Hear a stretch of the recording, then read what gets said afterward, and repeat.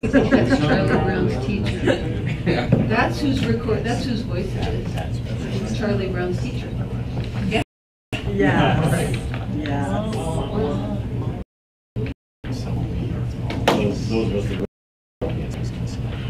Was it on right? Are we recording? Okay, we're recording.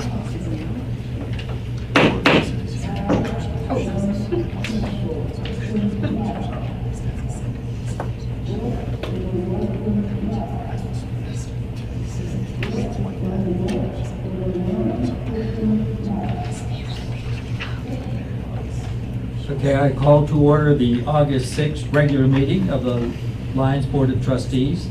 Will the clerk please call the roll? Mayor Sullivan, Mayor Pro Tem Drystad, Present. Trustee Farrell, present. Trustee Carabas, Present. Trustee Waugh, Present. Trustee Miller, and Trustee Browning. Present. There being a quorum, please stand for a pledge of allegiance.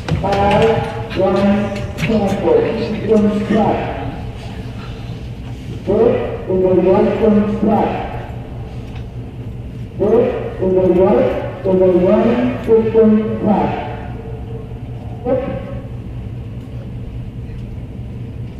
Pledge allegiance to the flag of the United States of America, and to the republic for which it stands, one nation, under God, indivisible, with liberty and justice for all.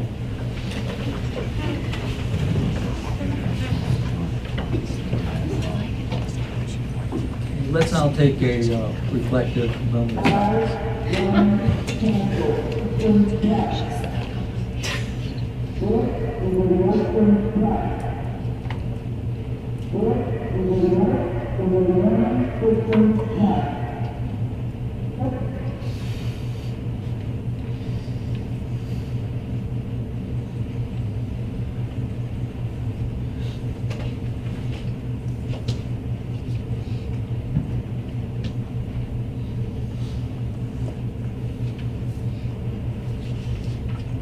Thank you. A call for a motion to either approve or modify the agenda. I would like to make a motion to modify the agenda by adding one item as to which the written inquiry was received subsequent to the preparation of the agenda. This would be an item on the utilities at 501 West Main Street, and my motion would be to add it as agenda item X2 and make the current agenda item X2, which is the housing update, into agenda item X3.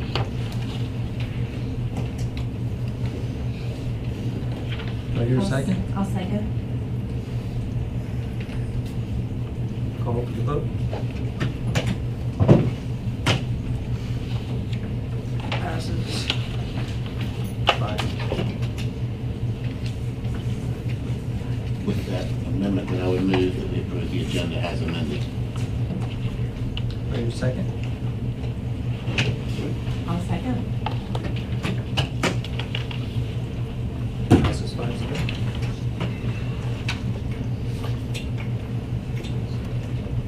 Okay. Sergeant Chris, may I have the sheriff's report, please? Absolutely. Good evening. So I'll start off and introduce Deputy Asa Miriam. He's with the Sheriff's Office in the LEAD program. This is one of his objectives to see what goes on in the small town contract towns as a sergeant, since he's in the running for that new position. That will come up eventually, but it's part of our leadership development, and so he's here to go first.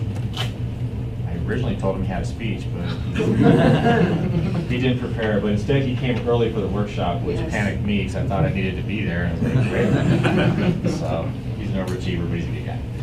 All right, festival. It went well.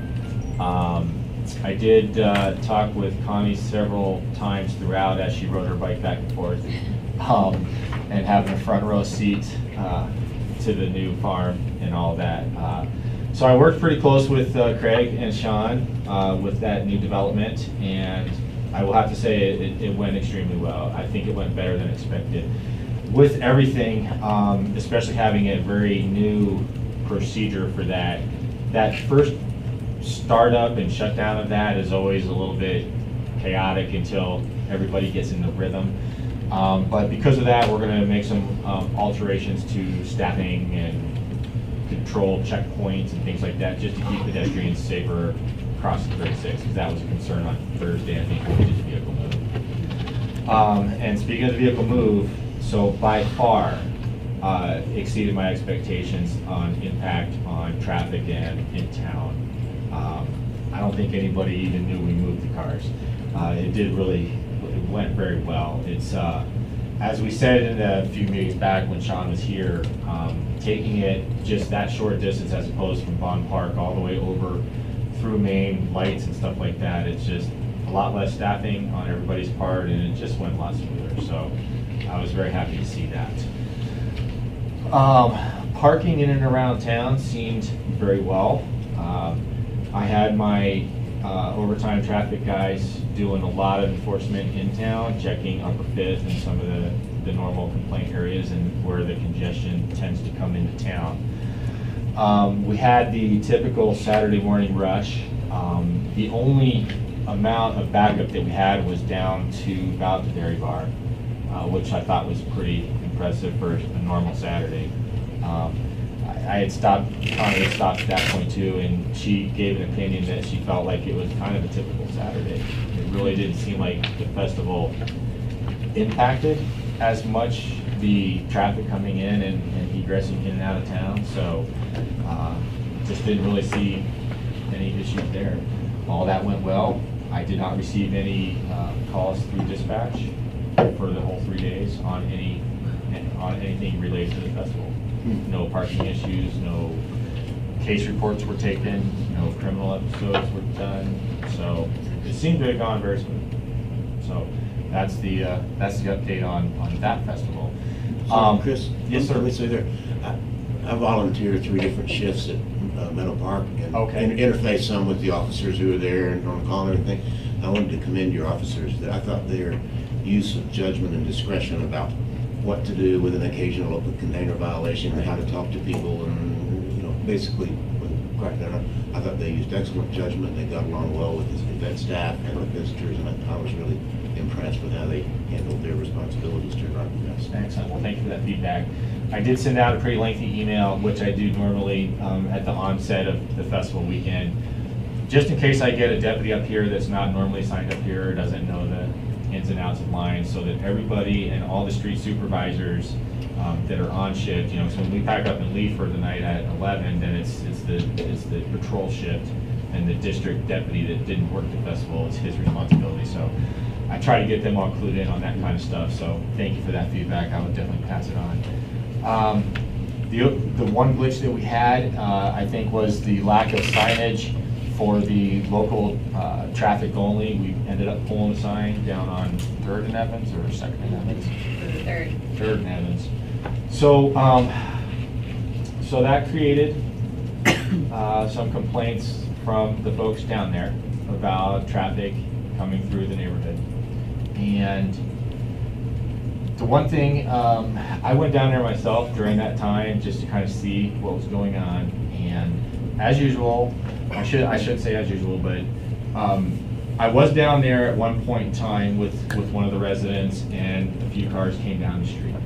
And those cars weren't doing anything illegal. They weren't speeding, they weren't racing or anything like that.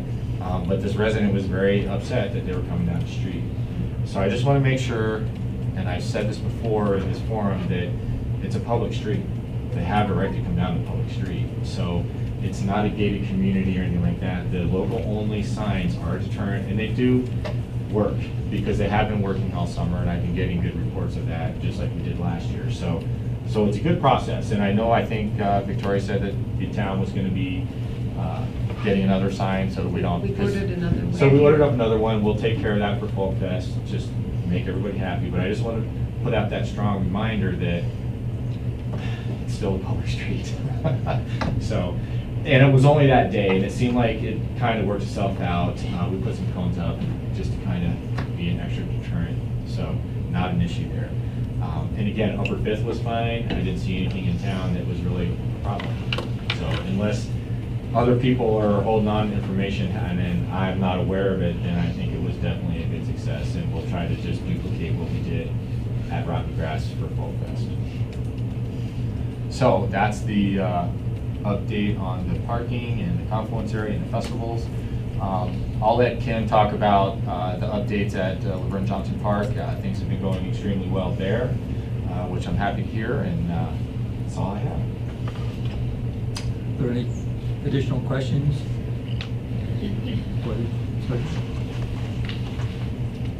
Hearing none, then I'll ask for staff reports. Thank you. I will start with the flood recovery update.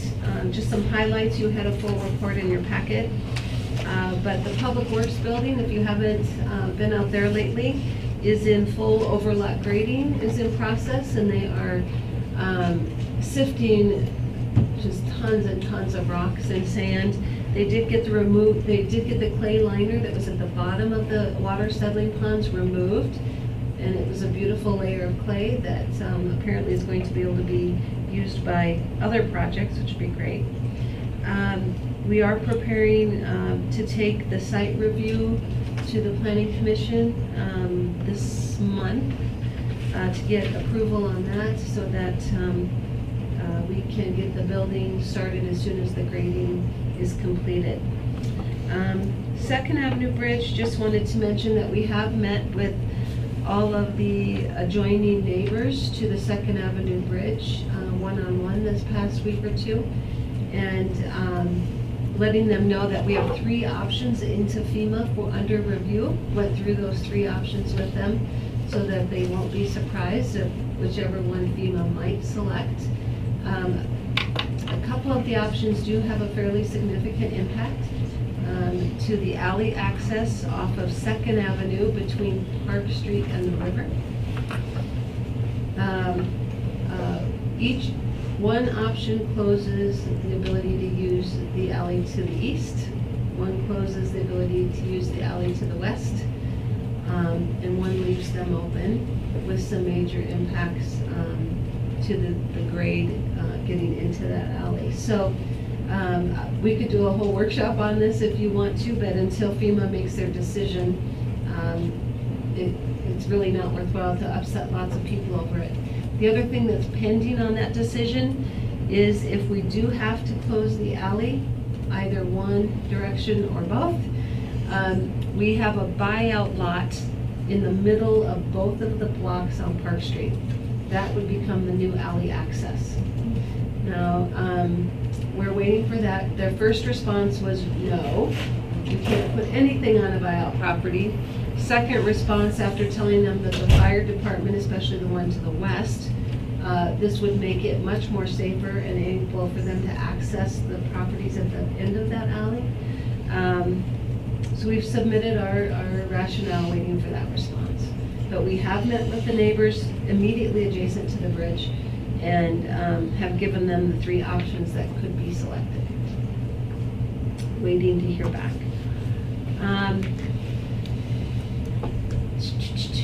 Second Avenue Bridge, if we do hear back from FEMA this month, they've had the review since June 22nd, so they've had it 2 months now. It is estimated to complete design yet this fall and start construction this winter. This project is no longer dependent on low flows because there are no piers, only abutments.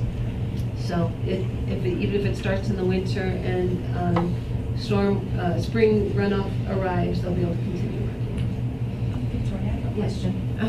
Just to go back to what you were just saying, in terms of access and closure of those roads, when you're talking about buyout property, is that considered permanent, as a permanent alternative, or once the bridge is? No, permanent alternative.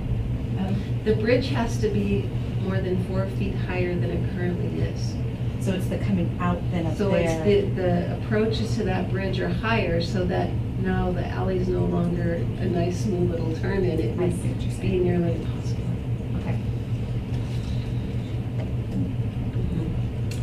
Bone Park Phase 2. We are pretty excited. We had selected, or the board had approved a contract with Metcalf to conduct the cultural historic survey. And last week, we were invited down to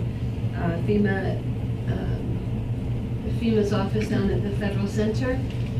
They wanted to meet with both us and the contractor to be sure they understood the parameters of that project and the expectations. And very interestingly, what occurred was when we went out for an RFP for a consultant on this project, a gentleman responded and said, I did that cultural historic assessment for Boulder County when they were looking at putting housing there. And he just so happened to see the RFP posted. And so he brought forward a pretty current, 2 years old, cultural historic assessment.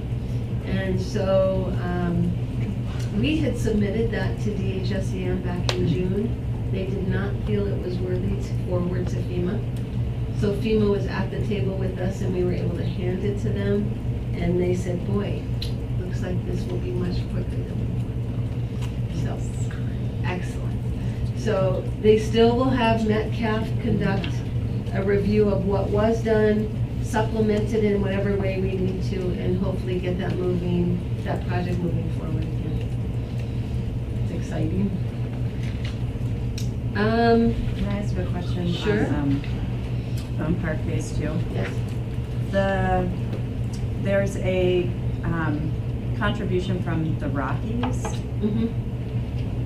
I don't remember the dollar amount of that. I believe it was 80,000. Okay. Actually, it might be in our report tonight. Go ahead. So, yeah, I was just curious if things aren't able to move forward with the ball fields under FEMA funding, if that bucket of money, that 80,000, is maybe enough for a basic field if we could fund it on our own. You know, I think we can answer that once we know a little more. We certainly would reach out to them and see how they would like it to be used and see if we can do something else. But we won't be able to, if it wouldn't pass the cultural historic, we won't be able to put anything there, you know. But if like there's a section, Right. it would change the plan. Couldn't we still put something there, just not with FEMA funds? Yeah, that's what we was explaining in the past. No, once they know if they declare there's a cultural or historic site there, they're going to expect us to preserve that. But just around the location of what it is, you know, not necessarily. Their concern is that it's so close to the Bradford homestead, which is on the Carroll's property, and the river that was well utilized by the Native Americans in the area, that they want to make sure there's nothing in between the two. So when you say they? The State Historic Preservation Office and FEMA. But Trustee Waugh's scenario, if FEMA said we're not using any FEMA money, we But just... still the State Historic Preservation Office has said no. They say no, then no. Yeah. But again, it may not be the whole site at that point. It may just be a little area. Lions Valley River Park, you awarded the contract to Roberts Excavating. We are initiating those contracts and estimate the construction date to be anytime in the next probably week or two on digging out the ponds again. And that project must be concluded and closed out by next September. So that should be a winter, spring project.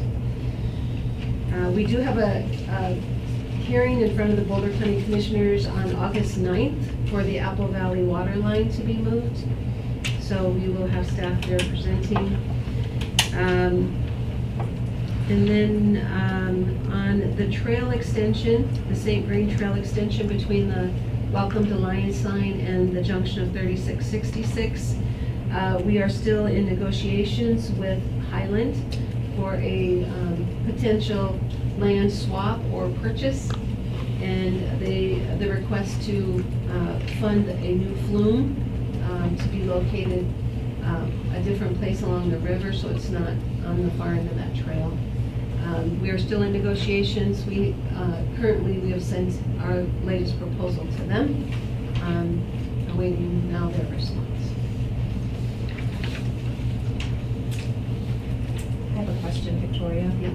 Just to go back up, I'm curious, how did the meeting go with about the white water feature in terms of the contractor Oh, yeah. fixing it? Yeah, that's on my list too. Oh, okay. No, it's Okay, fine, that's fine. You keep going and Okay. In regard to Lions Valley River Park, we did have a recent meeting with the contractor to discuss the appearance and the safety of the terracing near the October hole. So now we have heard their side of the story and are going to compare the construction design documents to the as-bills.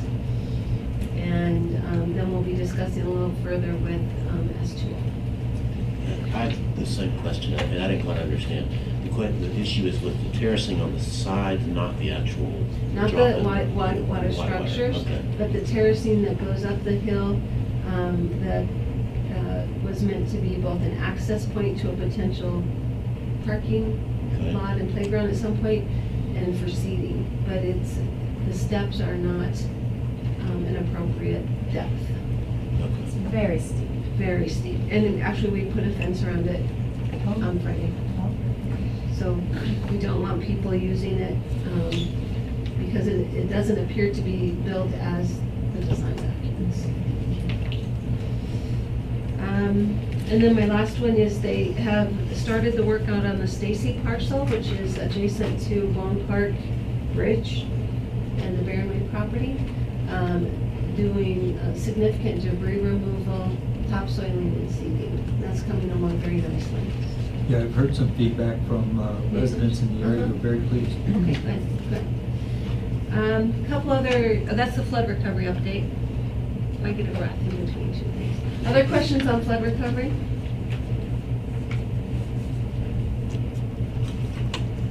Okay. Those are all my good flood. Tonight, we're gonna have an update on short-term rentals and accessory dwelling unit review applications and moving that forward a bit. So, can you Paul or Ian or both?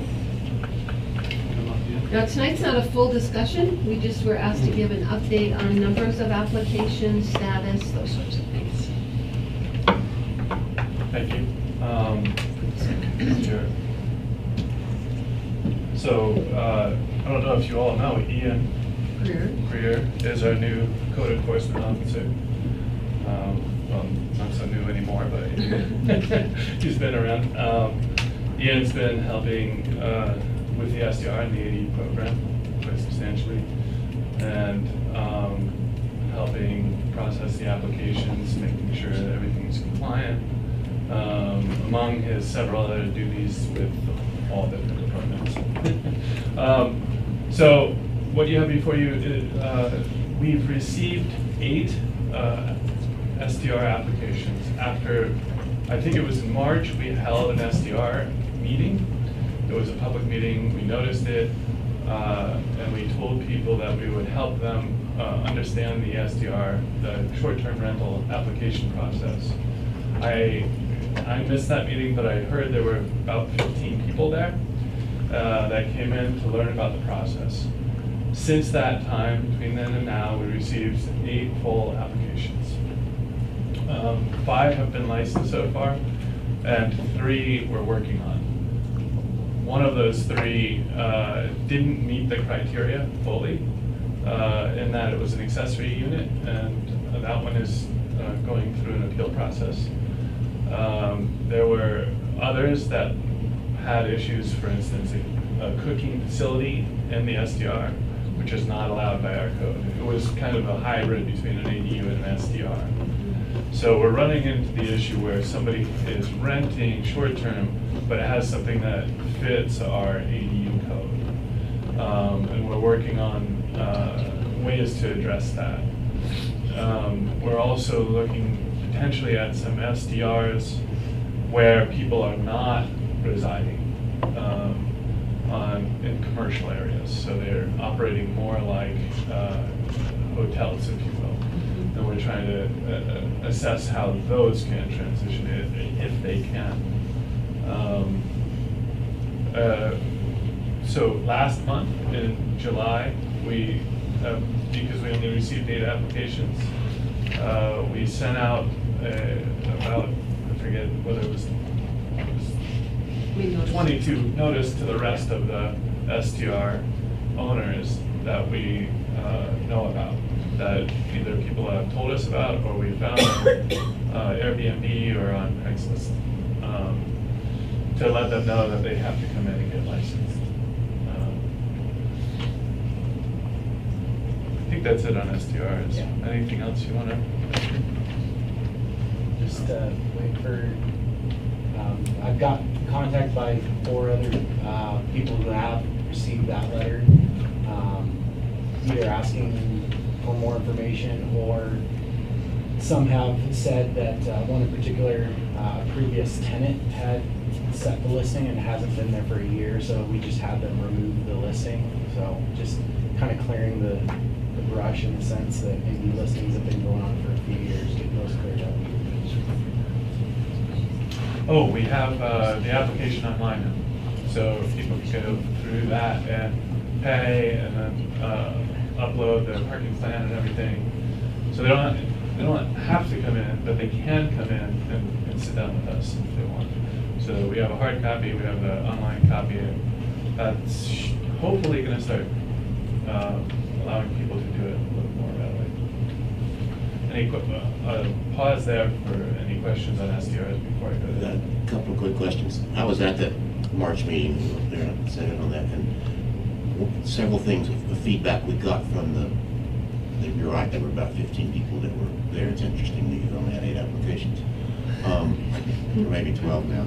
One of them was whether they would be charged both the application fee for short-term rental license and the $50, I think it is now, for a local business license. And I think the response that they got at that meeting was, we'll look at that, and what's being done with respect? Are they being charged both or just one? No, we don't believe that was the original intent of the code. So our interpretation was that we won't charge them the extra business license. This will function as a license for operating an SDR. So if they pay the SDR application fee without the form, that they don't have to do a separate business license? Correct. So, and the other bit of feedback we got from them was that there were things in the application form that didn't seem to be in the ordinance. Like the one I remember in particular was putting screens on every door and window. And a couple of people said, like, I don't have screens on my front door, and I don't have screens on, double pane glass picture windows.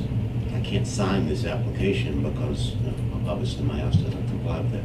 Has that been an issue in the application process or discussed with people? Because that seemed to be an impediment to some of them going forward. Just wondering. I did not hear that as an issue. Oh. No, it is part of that self-checklist that people are, so far all of them none of them have said anything to me specifically. I know that I don't know originally why it was entered, but I do know that it's part of the International Property Maintenance Code, screen specifically, maintenance of the HVAC, those kind of things that are in that self-checklist. It's more than, that still has to be signed under penalty of perjury or oath or something like that. So it's not just a checklist. It's I'm signing that I've done this. And if your house, you don't have a screen on your front door, you don't have a screen on your picture windows that you can't even open. I don't know why you would ever put a screen on the window like that. You couldn't sign, you couldn't under oath sign that form, and that was their express concern. And I just was wondering if that had been dealt with since then. I imagine that would be addressed on a case-by-case basis and to understand what the issue is. I mean, that form was developed to fit most houses, not every single one. So I suppose if they didn't check that and wrote something on the form, we could assess whether that qualified. My concern would be whether that would be considered an impediment to somebody well, I'd like to do an license application, but I can never pass this checklist. I'm just gonna keep doing it and see what happens.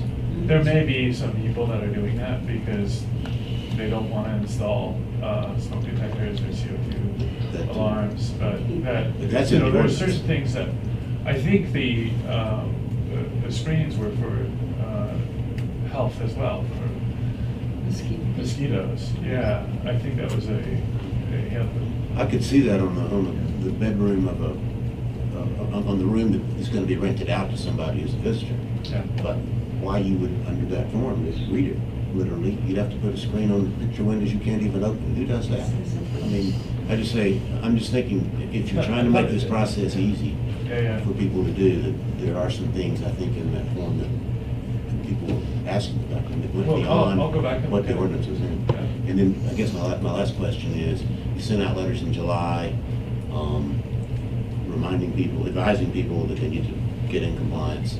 I can't imagine that there's anybody in Lyons running Airbnb right now that doesn't know that they're required to be licensed. It's been well publicized for a year. What time frame are you looking at for either a reply that you said you've gotten some, or if you haven't heard from them, taking the next step? So we've decided to educate throughout the year and start getting a little bit more towards the first of the new year, trying to understand all the issues that people have, and then coming back to the board to report those issues. It was when the original ordinance was drafted, I think it was either stuck into the ordinance or it was recommended that we bring it back on the 1st of January. And so our enforcement will start in earnest on the 1st of January. So you anticipate coming back to the board before January 1st and basically seeking direction on what do we do with the people who aren't complying? Yes. Okay, thank you. So However, we'll be we'll be notifying everybody up to that point, so we can start on January 1st enforcing. Thanks.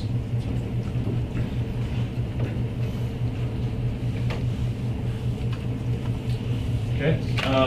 The next is accessory dwelling units, and we mostly went through and did a survey through the last 2 years of building permit data, and did a windshield survey throughout town.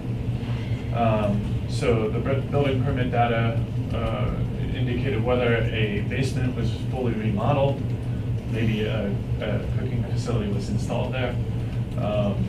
It gave us an indication that there could be an ADU in a particular location.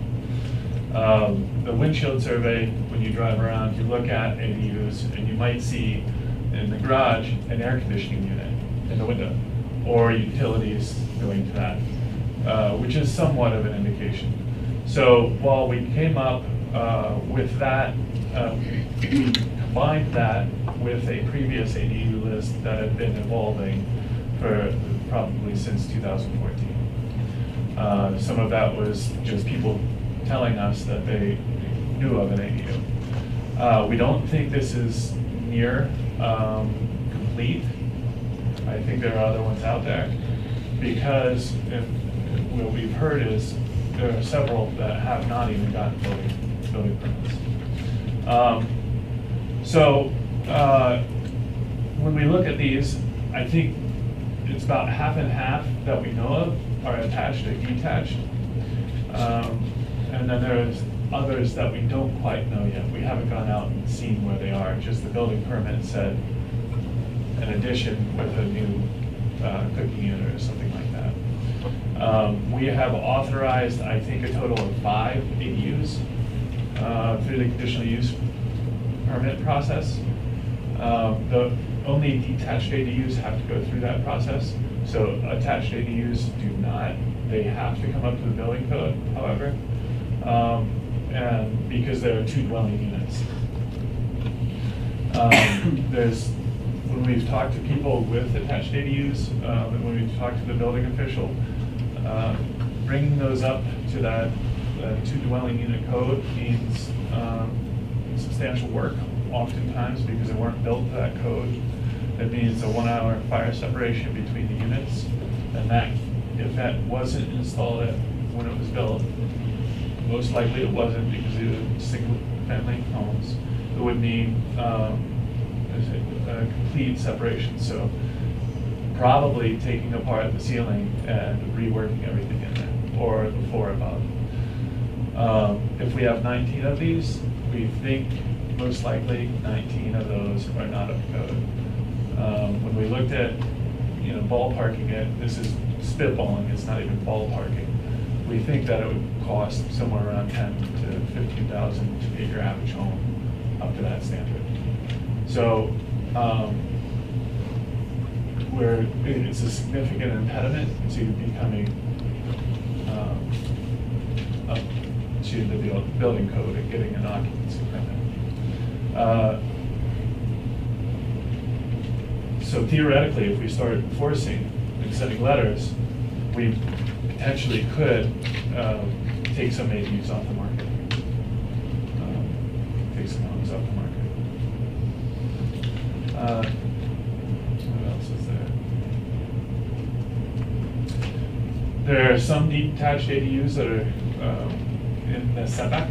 A lot of buildings that were built previously in alleys, for instance, in the areas that in Old Town, in Nortonville, historic parts of lands, structures were built right next to the alley in setbacks. So if we're looking at those, we don't have a clear assessment of all of those. We think a lot of them will require a variance in order to just become conforming, and then they'll have to go through the conditional use process. We've had one at least go through and become an accessory building, and then decide to become an ADU. And there was obvious public sentiment against allowing that to happen. So while we had hoped to have a PCDC workshop last week, or 2 weeks ago, excuse me, and discuss how to address that, we didn't get to do that at the library. The review lasted longer, and we shuttled that for the next meeting. So we hope to come back on the 20th and report the findings of that workshop and the recommendation, or at least a path forward. Don't know if we'll get there in one workshop, but we're going to try. Any additional questions for Just a couple. I want to kind of get an update. I was on the PCDC until April, and the subject of non-compliant ADUs had come up in passing several times, not with really an action item or even a workshop on it, but just recognizing that was an issue out there. And as you said, there's two sides to that. Everybody would like them compliant with the fire code and the building code and those substandard living conditions. On the other hand, if you tried to enforce all that tomorrow, what we talked about was there was a risk of you might lose more market affordable units than we've created since the flood, and habitat houses plus the ADUs with approved, you could actually get rid of a lot of our existing housing. So there's a big can of worms, I think was the expression used, once you get into that area. But has the PCDC now decided, okay, that's high priority item, we're pursuing that, and we're going to investigate and make recommendations, or is this just coming up for discussion again? The main focus of PCDC's analysis at this point will be how to avoid accessory buildings from becoming ADUs, detached ADUs, and not going through the design review process, because that has been an issue. Now, I think other things will be discussed, but that will be the main focus of the workshop next week. The compliance issues, they're not quite sure of yet. I haven't even given this report to them, so I'll do that next week during our workshop. So the board is not, the board of trustees should not really expect a proposal from the PCDC in the near future on, let's do an ADU conform to code proposal. That's going to take some study, correct? I think so, Okay. yes. All right. Any other questions? The next item would be single hauler update.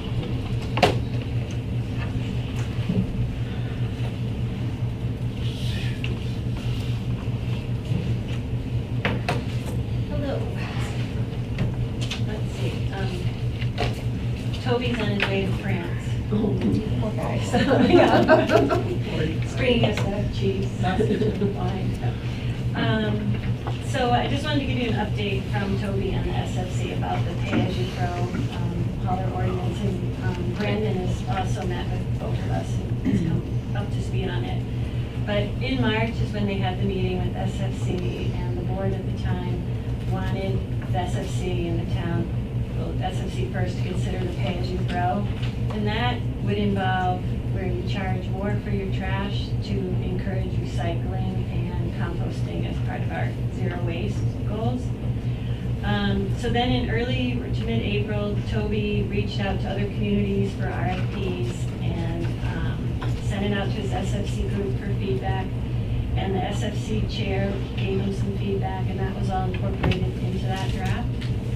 Then the SFC group met around April 24th to discuss cleanup days and then talk about this RFP. And at the time, one of the members of the SFC who recused herself because she works with Western Disposal, which is probably would be one of the companies that would put in a bid.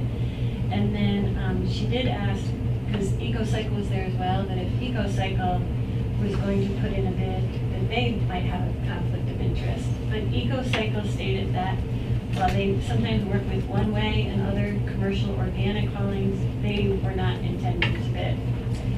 So they then created a statement and sent it in that said they didn't have a conflict of interest and they were confident that they could advise without submitting an RFP.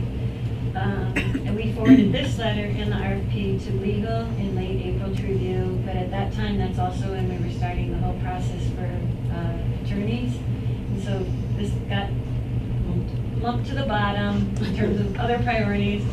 And then when Brandon came on board, we pinged him back with it again. Met with Brandon last week, and he suggested we send it out as an RFI first, a request for information.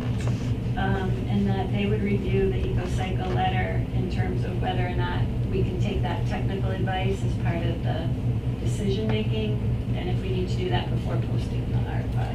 But do I have all that? Yeah, I think so. I can give a short update Sure. too. So after my meeting with Kim and Toby last week, I reached out to the town city attorney of Lafayette and Louisville, who've also done this process.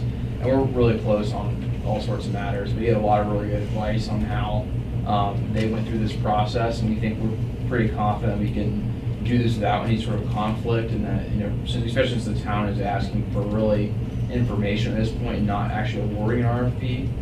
So long as everything is disclosed, that's the EcoCycle's involvement, and the fact that they promised not to bid on this project, we think we can navigate this process with being fair to all future bidders, as this won't be a bidding process.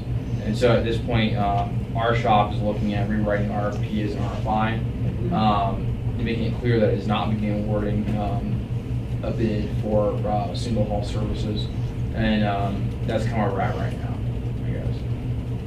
And so then, I guess from our perspective, is the next steps would be, once we get that information, and, you know, in the next 2 weeks, probably we're about a month out to work with the SFC when folks regroup, send out the new RFI, and so hopefully have something for the BOT in the fall. I'm going to say October timeframe.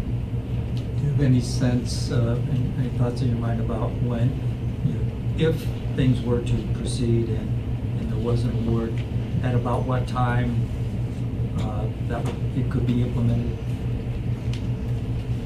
Okay. Yeah, I didn't know if you had it. That would be in their response. Yeah, I think it'd be in the response, but I think realistically, probably looking towards next year sometime.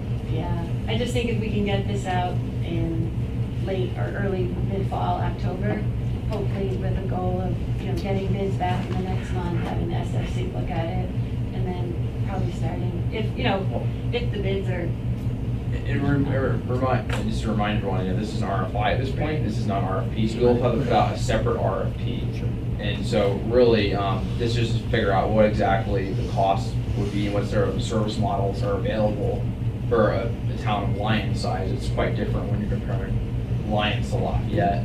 And so, we think it's important to gather that baseline information before going out to bid. So we'd have to do a separate RFP process, which will of course add time to the overall timeline.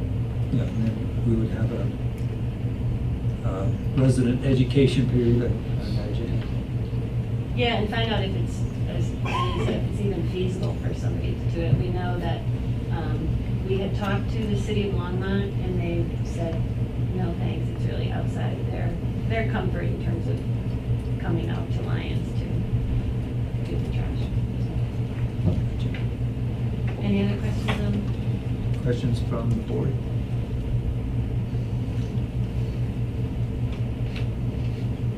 Okay, hearing none, is there an administrative update? There's a couple of items I want to bring forward. As you know, we had a special meeting to complete and accept the 2017 audit, which you'll be doing formally tonight by resolution. So that will be posted to the state website. It actually has been sent for the first step, but it will be available now to the public very shortly for the 2017 audit and single audit. We did have a follow-up visit with Boulder County Regional Housing Partnership, and Trustee Miller has been your liaison to that group with us. They were just checking in with us to see what our plans were to move forward with meeting our goal to have 10% of our housing stock be affordable by 2030. 30, I think it's 30.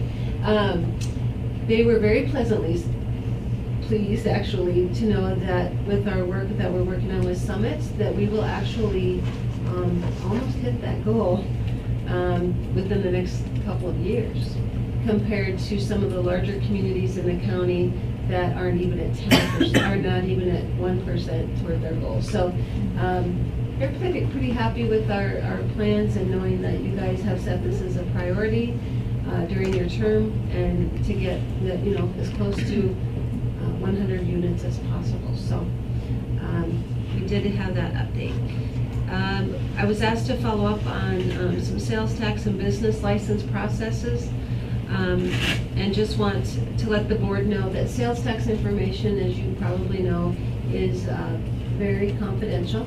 We are only able to talk about it in groups or categories, and we cannot discuss individual businesses, nor can we even talk about businesses unless there's more than 3 in that area. So we want to reassure the board that in regard to sales tax collection during special events and festivals, it is a requirement that the businesses that are catering all sorts of events, not just special events, but also all our wedding venues in town, they do need to be registered by the state. In some instances, the event registers, and they are responsible to collect and report the sales tax. And then we, if ever are in question about if that's being done correctly, we can always request an audit by the state if we feel that's appropriate for a category, not necessarily an individual business. But we do have arrangements through some of our agreements that the host will collect the sales tax. In other situations, it's directly by the vendor reporting it directly to the state. And we are keeping a close eye on that right now. And then the business license process, we have a really good working group. We are revamping that whole process to provide more value to the businesses. And we will probably be bringing that forward to you guys, maybe in your next meeting, we need to do that, or at a workshop, so that we can implement and work with businesses in October, November, and issue their license by the end of December, so it's in place. The USDA visited Lyons recently and have to say it, made a new allotment of funds for our businesses in the community to be able to get a loan to make improvements to their businesses. And they were very pleased with the work that was done with the funds they gave us after the flood, and have reestablished that fund with a little more money. So Tiffany Martindale, our Main Street manager, and Kim Mitchell are working with the businesses and the chamber to get the word out about that. The only other thing two small items. The next TIP grant cycle, Transportation Improvement Program with the state, that is coordinated through Dr. Cog, is due September 1st. And that would be reissuing our Broadway Avenue plans. And so myself and Toby is the only other staff I could find with enough time to do this. And Paul, as planner, will be putting that together with the help of the engineering team to get that submitted by September 1. And then we have been notified that the governor has changed the date of his flood anniversary visit. So I want to get that out there. It is not going to be September 13th. It is going to be September 10th. So we need to re-advertise that so that people aren't missing that event when it happens. And then I have several other things, but they can wait. Okay, any other questions for the town administrator? I'll make a brief comment and save questions for later. I was the one that had requested information about tax and business license fee collection in festivals and wedding industry too. I have a lot of questions, and with regard to that, I don't propose to take up this part of tonight's agenda with those because it wasn't specifically noticed. However, I would simply say that, just as kind of a placeholder, and I intend to raise this issue again during the trustee reports portion of this meeting, that with regard to the festivals at Planet Bluegrass, although the individual vendor sales tax information is certainly confidential, and maybe even Planet Bluegrass's sales tax information itself is confidential, the tax and fee collections from festivals at Planet Bluegrass were specifically negotiated. Procedures were put in place with regard to amendments of the operating agreement. So those are in the public record. That was a key part of the negotiations during the Planet Bluegrass farm annexation. And so while the individual business sales information may be confidential, how we get that information reported and how staff in particular monitors that information after festivals and even during festivals is something that I think this board needs to pay very close attention to, and the staff needs to pay close attention to. And I'll make a note of that further during the trustee reports section of this meeting. The recent agreement with Planet Bluegrass was in regard to the farm, not the existing property. And so we did take a look at it. I did request a list of vendors that would be serving or selling product during the festival. So I did make that request because that is part of the agreement as well, and it was pointed out to me that that was for the farm. That would be a good subject for discussion at our expanded agenda item on this. Whenever we get to that, that would be a very good subject for discussion. Any other items for me that you need to ask? Other questions?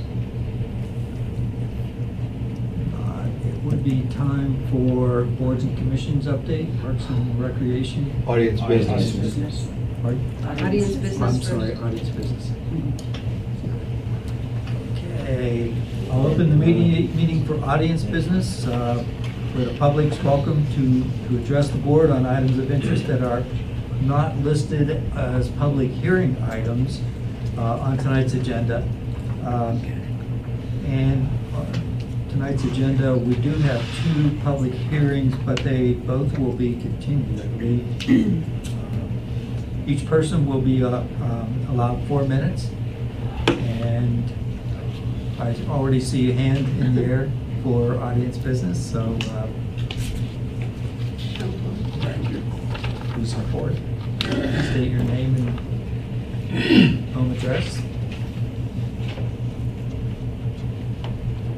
Nicholas Angelo, 4089 Ute Highway. The bollards on the entrance to Stone Canyon are crooked. As a matter of fact, my dear friend Trustee Farrell and I were standing there one day and actually got to witness a truck hit one.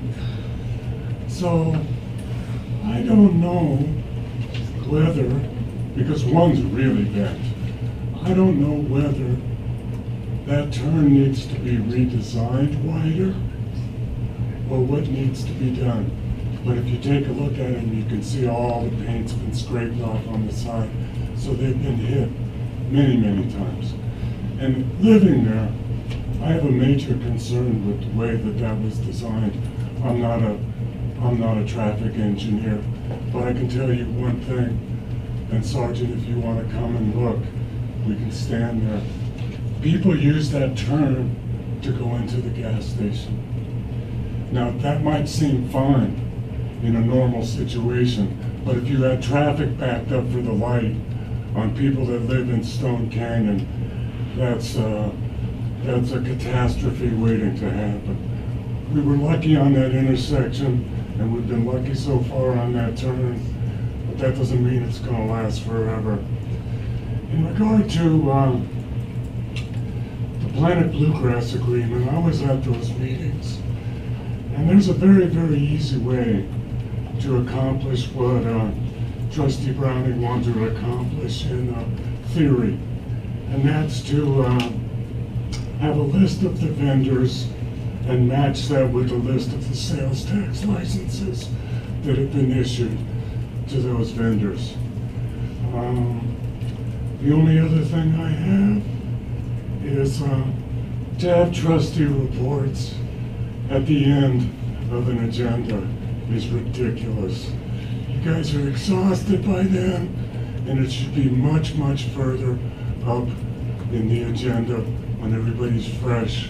The public is here, and they know the issues that each individual trustee is addressing on their behalf.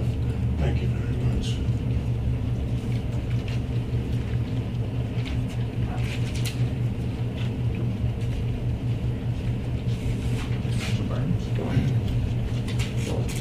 Hi, I'm Laverne M. Johnson, 306 Evans Lyons, and I want to speak on behalf of the Lyons Historical Society first. In 1978 and 79, we had a historic district of the sandstone buildings, which we still have.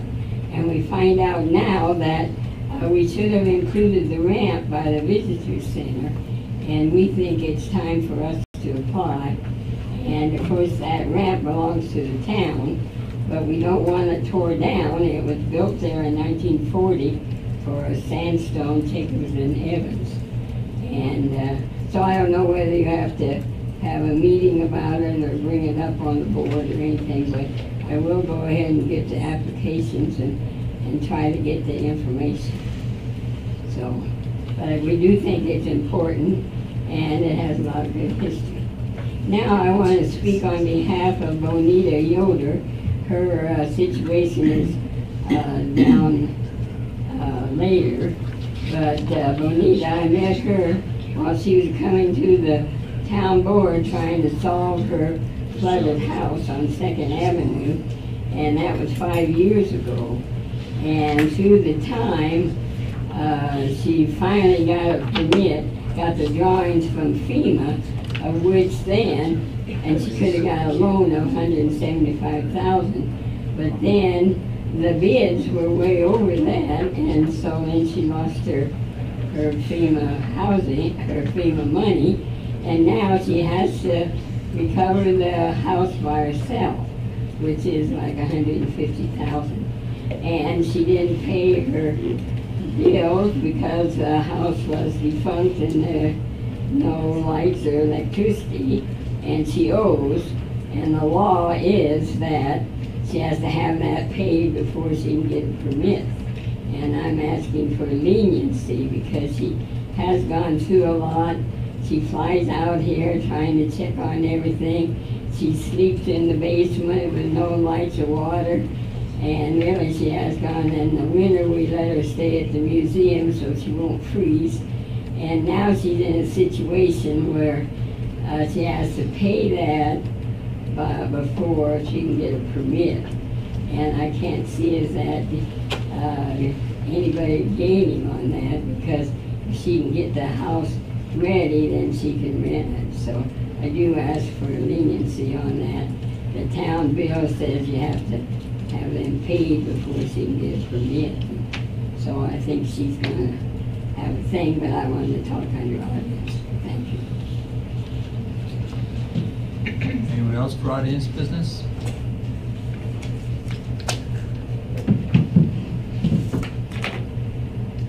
Hearing none. Close audience business. Sorry guys, that's a long one. That's okay. Come see me tomorrow. I will see you. Nice to meet you, Walter. And now we will have the boards and commission update related to parks policy. Okay, so we're looking.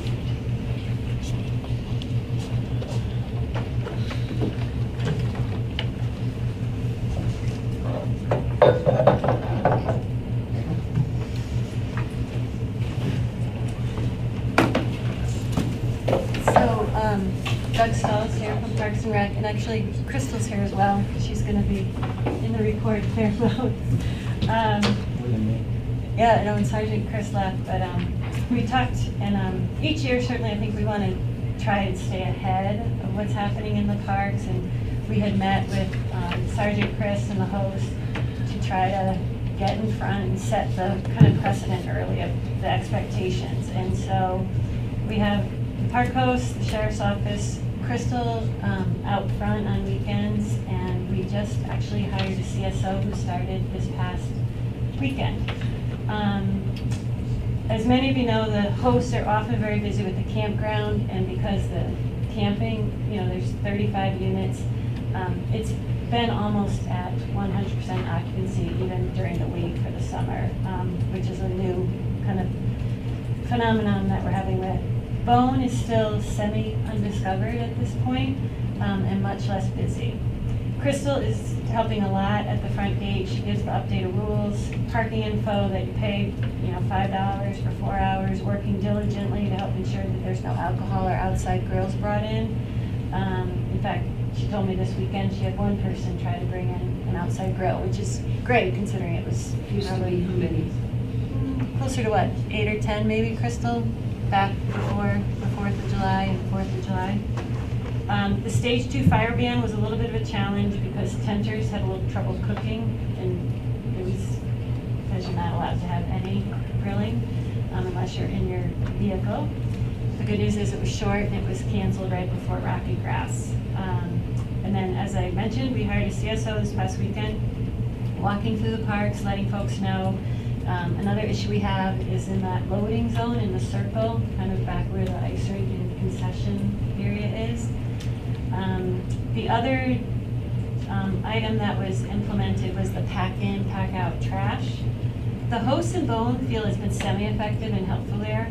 They walk through the park a lot and they're in their golf cart and they stop and they see picnickers, they give them a bag and explain to them to please take your trash with you, or the dumpsters, you know, you can see it almost from anywhere in Bone.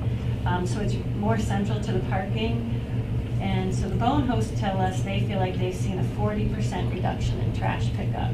But their trash pickup was low, so 40% of low is still low. But Crystal was giving out a trash bag at each car upon arrival the first 2 weeks, so that I think it was July 8th, 9th, and then the next weekend. And it's a bit more of a challenge at that entrance just because the bulk of cars coming in, having to leave, sharing a list of items that we have to give them information on, the grills, the no smoking, the alcohol, you know, parking, and then here's a bag. The shelters also hold 50 to 80 guests each, and we have 3 of them, and on the weekends they're usually quite full with birthday parties, etc. So it's not as successful right now at LNJ, but Crystal did let me know she feels like it's getting better there as well. The other kind of challenge we have is the dumpsters are at the opposite end of the park. So the really dense part in the back where the WPA and the St. Vrain shelter are, the playgrounds and along the river, the dumpsters then on the opposite side of the park. So one of our hopes is for the 2019 budget is to possibly get dumpsters, at least for the summer season, kind of back where that closed gate is, where you go towards the WPA. And we could take kind of those two, they were at the time, I think, parking spots, but they've never, the gate has been up there just because it created a safety issue. So hopefully with having dumpsters there in the busy summer months, that would also, one, take a burden off because there's over 50 trash cans in Laverne Johnson Park. And help for people to help pack it in, pack it out. Parking is another issue, and I'm happy to report that compliance is up greatly. On average, it's about $1,200 per day on the weekends, so $2,400 on a Saturday and Sunday. There's 118 parking spots at Laverne Johnson Park, so that equates to about $10, so 8 hours if one car parks and then leaves. So it's pretty full. July parking revenue was $16,000, and it was closed for 8 days for Rocky Grass. June was $15,000, and that was 30 days. The first 5 days of August were at $3,465. So year to date, and Doug saw this, and I think people would be surprised, but the town has collected $47,000 in parking revenue at both parks. The vast majority of the Johnson. Do you recall what we budgeted?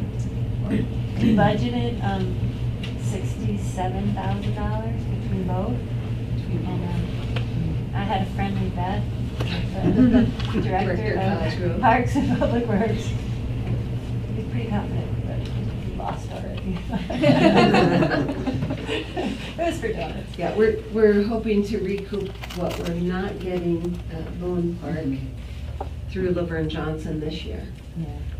And one of the things too that, the reason it was kind of a friendly bet is the Planet, when they rent out Laverne Johnson Park, they remit for camping and they also remit for parking. So we have 3 festivals this year, so we'll get the parking, and the parking always sells out for the festivals. Crystal was at Bowen Park during Rocky Grass, which I think was really helpful because then it set a precedent at Bowen Park that, oh, there's somebody out front there, and parking is paid there as well. And we had asked her to be out front at Bowen again when the Laverne is closed for Folks Festival. Our take on it is, most Kim, guests. could I Sure. ask there, so that was what I did during Rocky Grass, 3 different days, volunteered out there, and we would, in years past, we had to say, sorry, park's closed, come back Monday. This year we could say, sorry, park's closed, here's directions or a map to get to Bowen Park.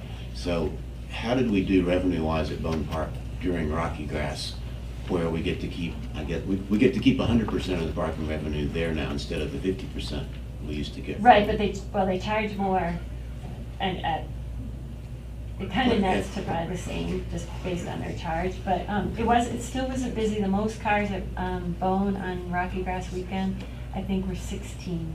Really?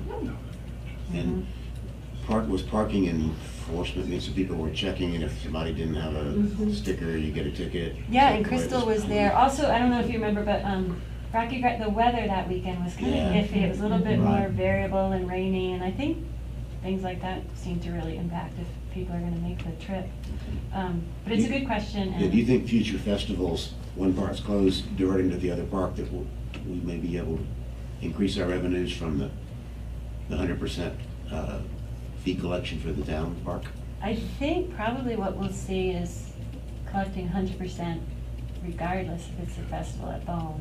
I think that would be the goal, that even on a non-festival weekend, especially once word gets out about Bowen, and that it is a lovely park, and once we start having baseball there. But yeah, we have to remember the parking at Bowen was built to handle 3 baseball fields of crowds. Right. And so when it's not that, there's really only, how many picnic tables over there, 20? Yeah, It's not, Right. yeah, so 16 cars is probably pretty well full for the park section of it. And then you guys waived the fee for the festival to park at the wastewater plant in Bone Park during the festival, so that was. But even when it's like yesterday, when, was that just Sunday? Yeah, when it's Yesterday. super busy at Laverne Johnson, and then you go over to Bone Park, it's Yeah, I was there 12 yesterday. cars, yeah. I think it the really- skate park and the ball fields were what Yeah, changed. And I'm just trying to weigh for future considerations of what our revenues we're getting from the festivals, both in terms of taxes and fees, and splitting the revenue at Johnson Park versus how much 100% revenue are we getting from Bone Park. And if it's not that significant from Bone Park, then we may need to relook at what we're doing with the other revenue stream. Right. In my experience so far this summer is that Laverne Johnson Park is kind of a park for out-of-towners now. You don't see locals going there, and locals are using Bone Park. Yeah, it has changed. Especially on weekends. Weekends, yeah. During the week, I think Right. locals, yeah. And this fall and winter, the locals mostly are with us. So just like in terms of that update, and I know, 4th of July was tough. We certainly did some research. It's not a unique issue, I think, to Lions. We're seeing it in Colorado. There were articles, I showed it to Doug, about what Boulder's doing, and at Evan Fine, they're talking about temporary fencing and bag checks, almost like going to a CU football game to go to Evan Fine Park.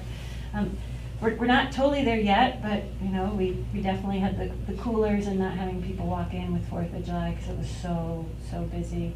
And then another option we want to talk about as we go into budget, but just to give you a heads up, is because of the impact and busyness at Laverne Johnson Park is possibly taking, there's 17 RV sites. There's 2 kind of in the back corner as you get closer to the tent. They're very small. They really don't fit a full RV.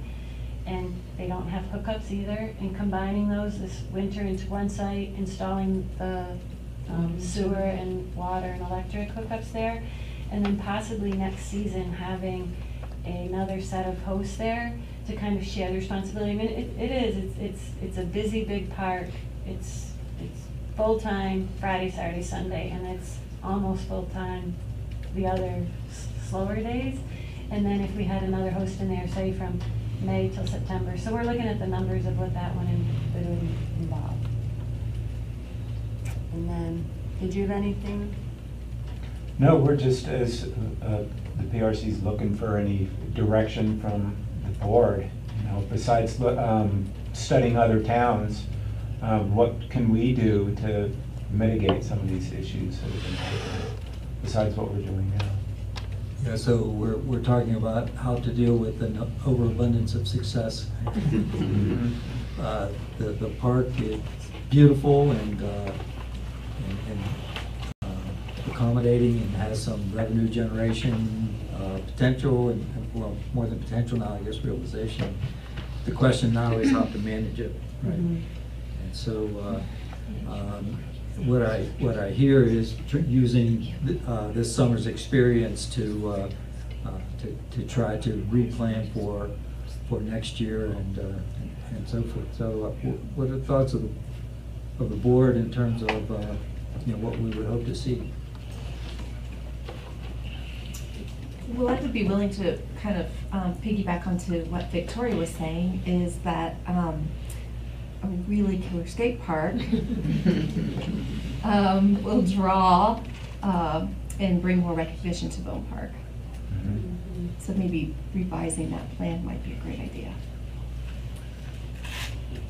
For budget purposes, the revenue part of this side of the ledger sounds great. I mean, we're going to be over budget, and I'm glad it's as popular as it is. But of course, that creates problems. So I think what I'd like to really see for budgeting purposes for next year is what are our costs now for what we're doing this year, including any changes we've made recently to staff that, trash pickup, hosts. Let's compare the good revenue news with how much costs are we spending right now and how much additional costs do we need to budget, because if we get a park that's heavily used and you don't maintain it properly and staff it properly, it's not gonna last very long. So I think we really need a cost versus revenues comparison carefully for next year's budget, and let's see, do we need to budget more, another set of hosts, contract trash pickup on Sunday nights to keep the bears from getting it, whatever we need to do, let's make sure that we're not just focusing on we're getting more money than we thought we were. Let's make sure we also look at the cost side and see how much is it really costing us and how much more do we need to put into it. Yeah. No, I also think with the completion of Lions Valley River Park and the new river access there, we're seeing a change of locals using that area as their swimming hole instead of the traditional swimming hole. So hopefully between those areas, and if we would have enough to, in that pilot program, to actually make Black Bear, like the parking area, a little neater and a public restroom in that area, I think we do have potential to see people really splitting up. Everybody they want river access. So where we can find river access will reduce the hit on Laverne Johnson. Well, that's an interesting thing. If we had perhaps some kind of a signage that directs They're working more on to that. Bone Park, river access, Bone Park, or something along those lines that gives a really clear direction.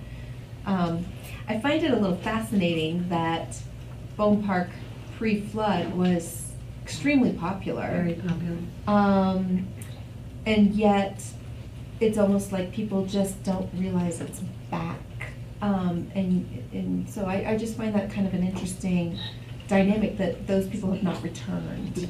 I wonder if that's because we never had an official grand opening, it was just a soft Well, opening. I think it was the soft opening because we had so many at Laverne. We were hoping that through our messaging to them there that they would go back. Because we really don't want to invite, I don't think we want the same situation in Bowen at the same time it's happening at Laverne.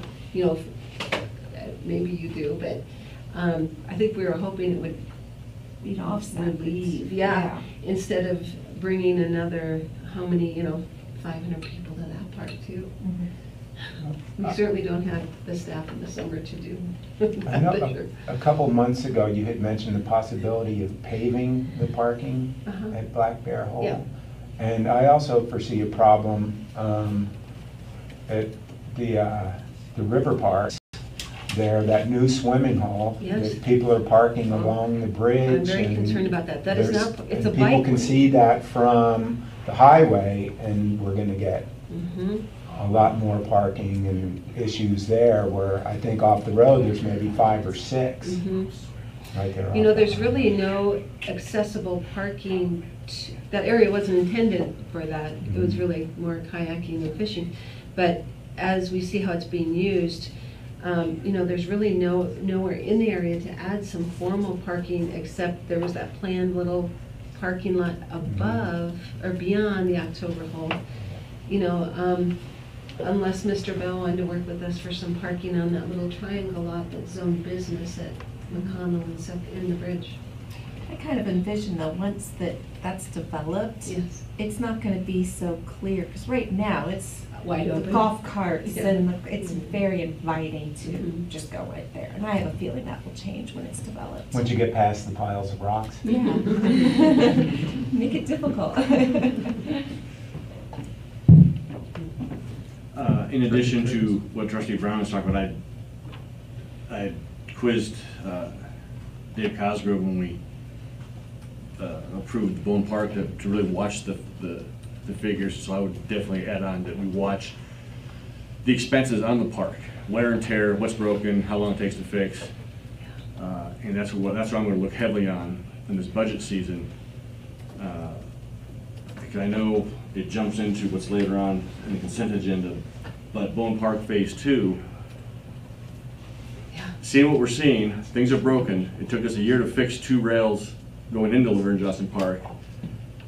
Are we going to be able to afford 2 ball fields? Board's already heard this enough. I would really seriously like to see, you know, whittling the numbers, putting, you know, a pencil to it to see, because we have an ice rink with the mat still sitting outside. It's been partially unrolled, rolled again. People sit on it. It might have holes in it, a bunch of them for all I know. The ice rink does take a lot of staff time, is mainly citizens taking care of it. So when we have 2 ball fields, who's gonna rake the ball fields? Are town staff gonna do that? Well, summer months, we're being told already that we don't have enough hours in a day, staff hours to take care of stuff. So 2 ball fields, who's gonna line the fields if we have leagues going? I'll be pulling number 1 off the consent to discuss this. Do we forego continuing with Boom 2? It needs to be a serious financial discussion, because it sounds nice to have, and I'm all for it. I play softball, kids play baseball. But I'm very concerned seeing the wear and tear and how long it takes us to repair things throughout the year. We may not be able to take care of it very well, and it's gonna look bad. And then that brings back to Mayor Sullivan's very deep concern of clawback, of using that federal monies, and it looks bad 5 years from now. I sure hate to see us get a $2 million bill from the feds that we have to pay. I don't know where at this point, I don't know where we get it from. So I'd really like to see pencil put to those, I mean, just really whittle it down, what our expenses, what our costs. Yes, we're earning things, but we gotta add trash cans, we have to make adjustments, as you always do when you start with something new. What's that gonna look like 5 years from now? That's just my 2 cents. 2 bits. Well, I think we might have experience, you know, having the 2 ball fields there earlier, and we could look at those numbers from, you know, the history of those 2 ball fields and get an estimate at least. Yeah. What it would take. I'd love to see it since we're going into budget season. He's planning. And I want to bring out the maintenance, the plan that was done before we even started Bone Park planning, to compare what his estimates were compared to what it actually is Yeah, costing. yeah, that's right. We had That asked as for well, that, yeah. yeah. I can't remember the name of the firm, I can picture it. Yeah. So, yeah, he is already preparing for this, Great. and we'll reiterate it and Thank you. bring out that other maintenance proposal. I can't remember what it's called, but compare it to that as well. Any other comments from the board? So what about plans for this pack in, pack out? We are no longer providing trash bags. We're just encouraging people to take their trash to the dumpster versus the The can. hosts at Bone do go through in the evening. I was there last night with them. And when they see larger groups, they do approach them and just say, hey, you know, here, how many trash, you need 1? You need 2? I think you might need 2, you know, type of thing. And getting folks to, and then, you know, they'll say, don't just put it in those bins, you know, please either take it with you or bring it over to the dumpster and pointing it out. Definitely at Laverne Johnson, it's a bit more challenging just because of the number of people and then so much explaining at the entrance. It just felt like they were getting a bag and then just either filling them up and leaving them at those different bin stations throughout, yeah. And then the bears got them. Could get them, which was I thought the first nerve-wracking.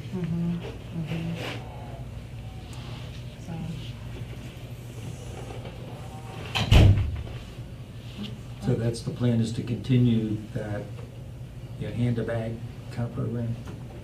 I think at Bone, but it's effectively No, I mean. very minimal the, at Laverne Johnson. driving around in hand-to-bag. Oh, only in the shelters, the big parties. shelters. And at the shelters. But like, for example, you know, I got an email today that, you know, there was a big group of, I think 140 in 2 shelters. It was, you know, they rented it yesterday, but it was 12 bags of trash. And I mean, I get it. I think what happens is food comes in and it's very contained and efficient. And then, you know, you open a cake box and cupcakes and then it's this kind of unwieldy and you put, and it just doesn't get compacted as well, so then it takes up volume, but, yeah.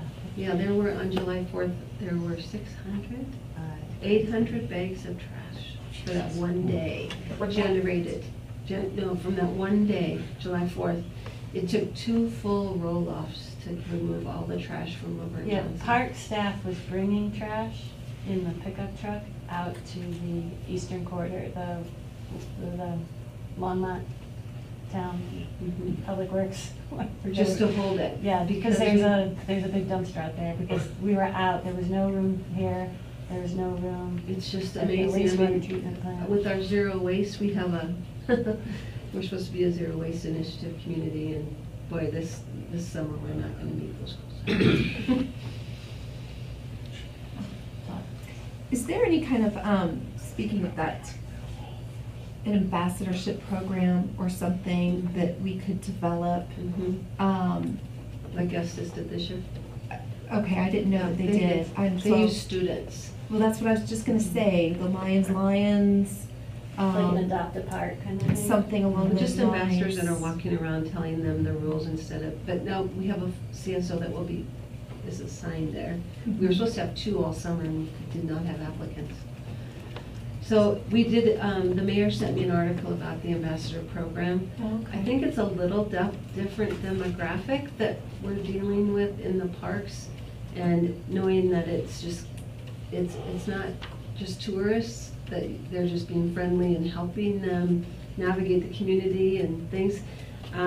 Making sure they can handle the situation. If you talk to anyone who has stood at the doorway of Slover and Johnson Park, you need to be prepared to be sworn at, spit at, harassed, assaulted verbally, and our young, we don't want to put young people in that situation. I agree. Yeah. Well, God bless you, Crystal. Yeah, Crystal, it takes a lot. And the park hosts do too. And people would be appalled if they saw people's behavior towards our hosts and how they treat our facilities. So. And this weekend, our new CSO took a lot of abuse too. Did she? Because she was new? They challenge authority, of whether or not, you know. And one person did it right in front of one of the deputies, so that didn't go over too good. Good. But no, so when we talk about an ambassador program, that'd be awesome, but I don't think until this park has settled in. This is not the right time. Yeah, not the right time. But I do think there's something to be said for maybe like an adopt a park program, like on a Monday morning type of thing. And I know several residents already do help out and go through, you know, there's a lot of miscellaneous kind of scrap litter. There's those Capri Sun straws, I find them all the time, those little wrappers. But things like that, you know, napkins, watermelon rinds, that type of stuff that, you know, many of us can just go and grab on Monday, so that might be helpful too. Okay, any other comments or thoughts on Parks update? If not, then move on to ordinances and public hearings. Thanks for being here, Doc. I know Sure, you can't have any thank you very plans. much. Very informative. Okay, is Okay. that what you did? Public hearings. Will the clerk please introduce the first item and then have a staff update and some explanation as to next steps?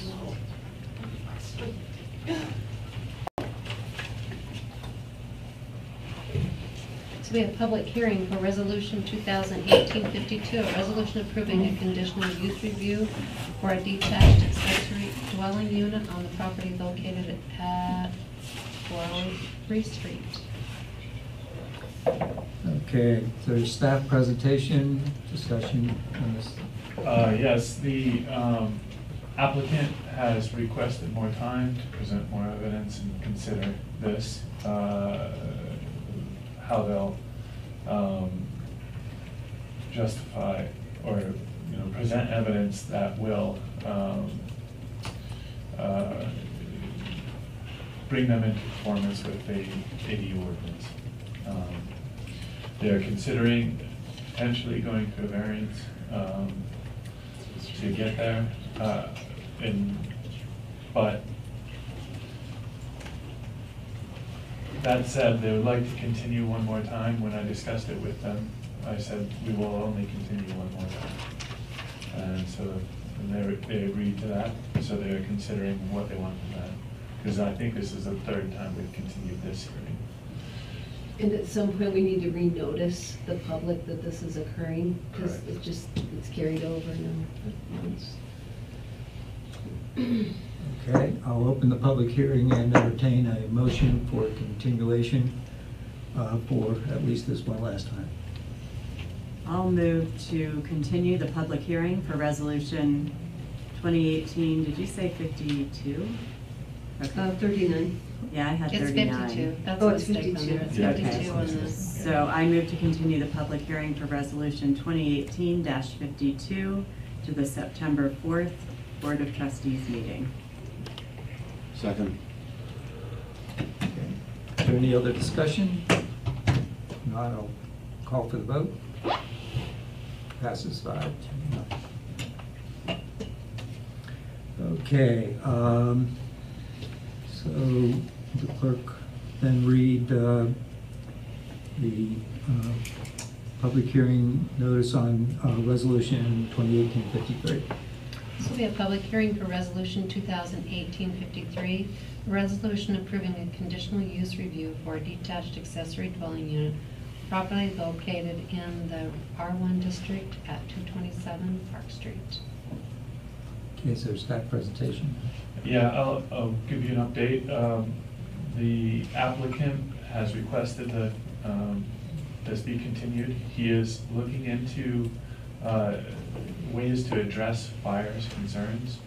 He has addressed all the town concerns so far very well, and he is examining ways, or the cost of a sprinkler system. He's inviting two firms, to give him a quote, and either with or without the garage below it sprinkled, and then he would present that to fire as to see if this would even qualify, see if it's within his price range. He is, if he elects to go that route, if it's within his price range and fire is okay with it, we may see it on the 4th. His fallback option is to look at the 2nd Avenue Bridge and that other entrance into the alley, Park Avenue alley, because that would solve some of fire's access issues. We would have to also look at maybe putting a hydrant in the rear there, which could be expensive. But there are a number of houses in that alley that don't have good fire access because they aren't close to another hydrant. So it might be something the town wants to do anyway. So he is doing his due diligence this time and working with us to kind of vet options. And so that's why I recommend continuing at this time. Do you believe that it's possible to make significant progress by September 4th? I do. Any other questions from the board? I do, at least with the sprinkler, not with the 2nd Avenue Bridge and the access. Well, That's a whole other- we might have an answer this month on if they will approve it. Doesn't mean it will be built, it'll still be several months, almost a year, but if we can access it, that would alleviate the fire chief's concerns. One of them. One of them, yeah. Other questions from the board? If not, I'll open the public hearing and entertain a motion to continue until, would you prefer until future notice or until September 4th? I think you have to, Date certain. you have to go to a date certain. To So September 4th would be that date certain. I'll move to continue the public hearing for resolution 2018-53 to the September 4th, 2018 Board of Trustees meeting. Second? Second.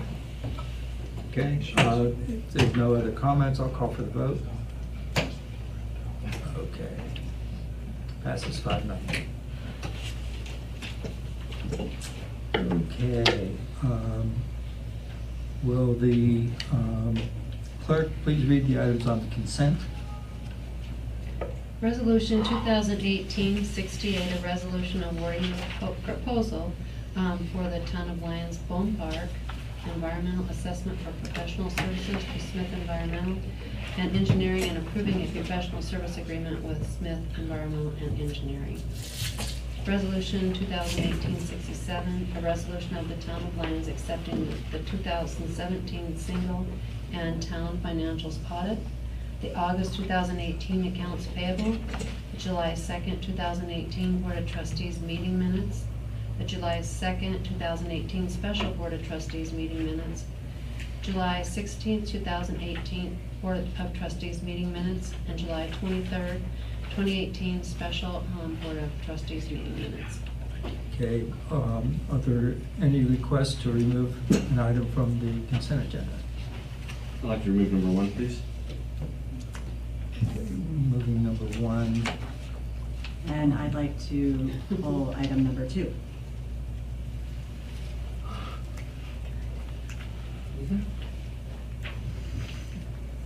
Okay, is there a motion to approve the remaining items on the consent agenda? I move to approve the remaining items on the consent agenda. I'll second the motion. Okay, any other questions or comments? If not, I'll call for the vote. Everybody ready? Yep. Sorry. She said. Said passes 5. We just need to call The her. extension. Yeah.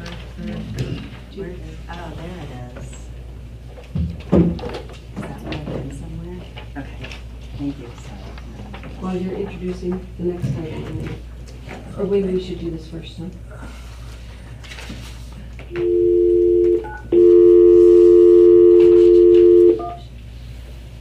Okay, so we're moving on to general business. And this is a request from Benita Yoder to appeal the decision of town administrator. Hang tight. Okay, this is a request from Benita Yoder to appeal the decision of the town administrator on a building permit pursuant to Lyons Municipal Code 13190, no permits or license resolution 2018-69, resolution of the town of Lyons of the appeal articulating decisions of the Board of Trustees on appeal by Benita Yoder.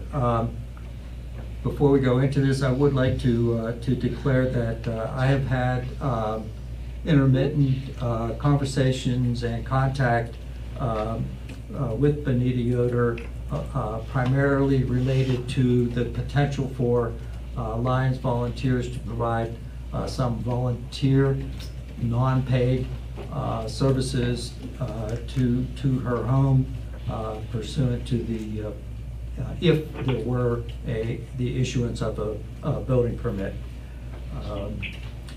Lyons Volunteers receives no payment or remuneration. There's no financial advantage for Lyons Volunteers in this arena, so I feel I can be objective in the discussion. I'll basically say the same thing as the chairman of the Lyons Volunteers Board. And I would like to add also something, as the Lyons Volunteers volunteer in the past, I've worked several times on this house, had periodic conversations with Ms. Yoder.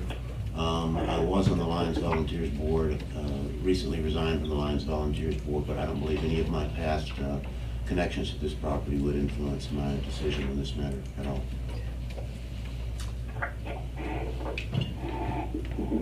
Thank you. Before we get on, I'll make a few points of order. And for Benita on the phone, this is Brandon Dittman. I'm the town attorney. And I want to make a few points of order. One, as to a question from one of the members of the Board of Trustees, and then two, as to the procedure for tonight's appeal.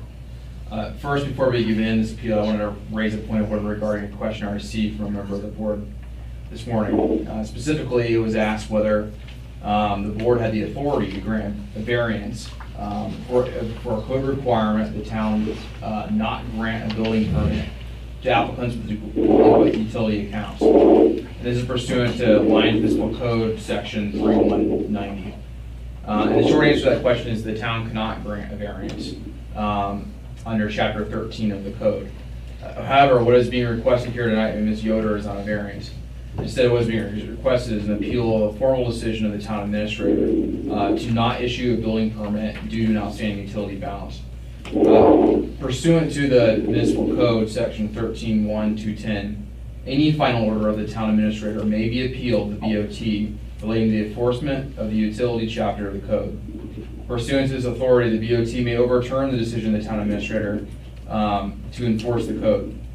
The authority granted to the BOT in this appeal procedure is very broad and plenary, and is not constrained to any written standard for decision beyond a basic reasonableness and conformance to a written record. And so to answer the question, I believe the board can decide not to enforce the decision of the town administrator to require a building permit, require delinquent utility accounts come into good standing before the issuance of a building permit. And if you have any questions, I'd be happy to answer on that. Are there any questions from the board at this point? If not, then ask the town administrator to. The applicant. Well, yeah, I'll if you wish, I will speak to the procedure which I think we should follow for this appeal, because the code is not very specific on how it should be handled. Because the applicant, Ms. Yoder in this case, is the one appealing the decision of the town administrator, she has the burden of persuasion, which means she must go first in this appeal. This will be followed by staff's presentation as to its opinion on the appeal offered by Ms. Yoder. Ms. Yoder will then be offered the chance for rebuttal to that decision. The town board will then close the appeal and will then discuss the appeal process, at which time it may ask questions of legal counsel or of staff. Okay, so then Benita, did you hear that? I did, yes. Okay, so you have Can your I ask a opportunity. question? Okay. Yes. So just so I'm clear, is the decision of the town administrator Has to follow the code. But, so she's appealing your decision. Is your decision not to issue the building permit Correct. at this point? Yeah, Because you had a because- recommendation in the packet, but I want to make sure I understand Yeah, what your I have current to follow decision code, is. so I have to deny it. Right. I have to deny the building permit until her utilities are brought in the clear. She is appealing that to the Board of Trustees level to make an appeal to allow her to get a building permit without it. Okay, thank you. It's not, yeah. Got it.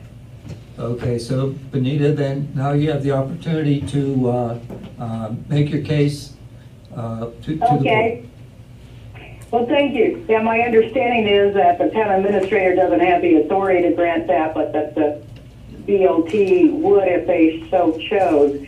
And I don't want to take up a lot of your time because I wrote pretty much what I have to say in my letter, which should be in your packet. But as you know, this was, house was in the September 2013 flood, and I had a FEMA grant for $175,000 that went away earlier this year after no contractors were found who are willing to deal with 179 pages of paperwork for the $175,000. And at this point, it's on me to put this house back together. That's why I've been in contact also with the Lions Volunteers, as you've heard. I had heard that somewhere along the way after the flood that perhaps it was a rumor that the town was going to apply for a grant for utility, the minimum utilities of electric and water to be paid for, if possible, through some grant for people who were affected by the flood. Of course, there were a lot of things being said at various points along the way, although I do believe that the town did pursue that at some point. And because I remember a conversation with Tony, the previous finance director, that they tried and didn't, it didn't happen. But at any rate, I had actually forgotten that I had entered into an agreement earlier on. I saw that in the packet. I mean, agenda materials. And I recall, I was trying to remember why I did it. I think that there was a delinquent balance from the tenants who were in there at the time of the flood, and I was trying to deal with them. And anyway, I totally had forgotten about that. But if the town were to grant a 24 or 12, but preferably 24-month utility agreement, I fully understand the town administrator's recommendations, and I think they are very appropriate ones. That lack of payment would result in a stop work order, and a lien could be placed on the property. After a couple of defaults, I see that in her recommendations, and I would have no issue with those recommendations if the town board decided to follow those. But I don't know exactly how much money it's going to take to put this house back together. The big thing that concerns me is the Michael Tyson's requirement about the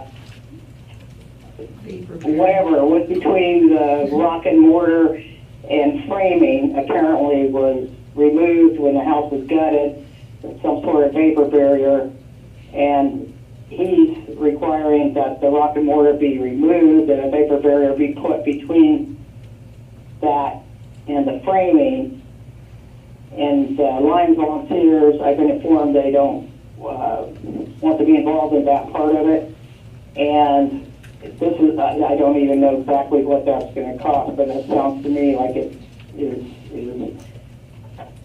could be costly. I don't want to be in a position where I get overextended cash-wise, where I get utilities back on, but then don't have money for repairs. At this point, my plan is to just put the top floor back and then work on funds for going into the basement and making it habitable in the future. It'd be kind of a phase.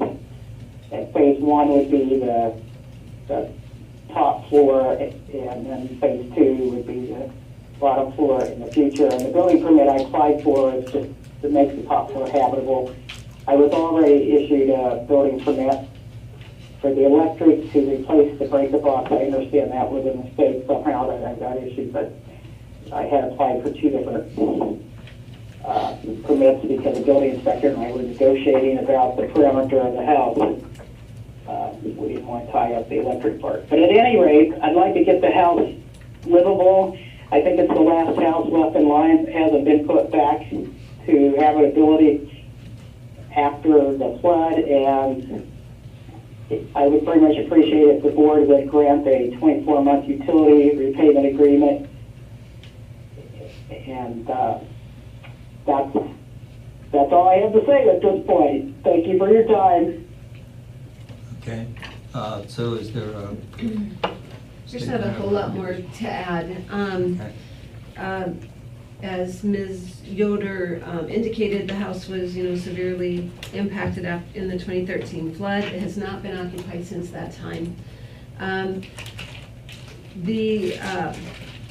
simply following code as referred to in your memo by denying her building permit until utilities are brought into compliance and brought up to date. So as she stated, it would be up to the Board of Trustees if you are comfortable with issuing that building permit with a $4,620 utility balance, knowing that as soon as we turn those on, they also start accumulating the base fees every month. So whatever payment plan she has put on, and we've talked about this, it would be the whatever month period you guys determine, plus the current base rates that would be due every month. So it's a fairly large payment if it's unoccupied especially. My recommendation does involve that if she does not make a payment or and would be on that shut-off list that we have every month, she would not only have the utility shut off, but we would issue a stop work order on her building permit until it was brought current. If that happened a second time, we would place a lien on the property so that we could have the utility repaid in full prior to any disposal or sale of that property. And it sounds like Ms. Yoder's comfortable with that recommendation as well. I do want to note that there is still a slot on the CDBG DR funding for repayment of utilities for flood impacted homes if there is a balance left after all of the other infrastructure projects are complete. So that is not totally written off yet, okay? It is still, it was on the accepted list by the people who do the review for eligibility, so it is eligible. It still is out there. You know, there's like 15 projects still on that list, but there's still a small chance we could apply and get that. I wouldn't write it off totally quite yet, probably another full year before I would even write it off. So that is also an option. That might become acceptable. I have a question. If the building inspector, you said you're going to do the upstairs without mitigating the basement. Is that? Yeah, he is requiring the rock and mortar perimeter to be removed and a vapor barrier installed in order to start upstairs. Pass the upstairs, even though, because I said, couldn't that wait until phase 2? And he said, no, that had to be part of the building permit. And I'm still wanting to talk to contractors and explore and see if there's any kind of alternative that would be less costly. I've talked to, you know, Barney and Joe Capal and different people trying to get word out that if there's some contractor who has an alternative plan that I could approach the building inspector with for approval. But at the present, that's what is being required, a vapor barrier between the rock parameter and framing, and then another one, if I understand correctly, between the framing and the sheetrock when it goes back in the basement at the later time. He did say I could put siding back instead of putting rock back. I think once you take the rock out, you have to break off all the mortar and pretty much start over with new rock, unless you want to break off the mortar. But anyway, he didn't care what kind of siding it was, but that's the vapor barrier before. Okay. And I don't know what was there that got done. Okay. I just want to make sure that we're not, and you're not investing a bunch of money that it's then not going to be safe to live in because the basement wasn't mitigated. And just to be clear, as a point of order, you know, this appeal is not to waive any sort of building requirements that are required by the building administrator. That is a separate variance process which will have to go before the BOA. This is only the appeal of the decision not to issue a building permit. Okay. Will it entail a floodplain development permit? Yes. Okay. Has that been sought yet? Yeah, we have the application sitting Okay. there, but I hadn't processed it for the utility issue. Oh, I see. Okay. That's right, Joe. My only other comment in response to the applicant's presentation was in regard to the electrical box. That came to the folks that review the building permits, and it was issued thinking it was a standard, not realizing the interface with utilities. So that's now started a new step in our process of building permits, and that is to check whether or not there's any outstanding utilities before issuing any building permits. So thank you for making us aware of that, Benita, and we'll be watching that much closer. Yeah. And Benita, do you have any rebuttal to the presentation by staff? Yes, I just want to say I was surprised that this came up because the electrical permit had been issued, and so anyway, I wish it had come up sooner. But at this point, if I would request a 24-month utility agreement be considered by the Board of Trustees. Also, I am paying a mortgage. I have a monthly mortgage on this property. It's not habitable, so that's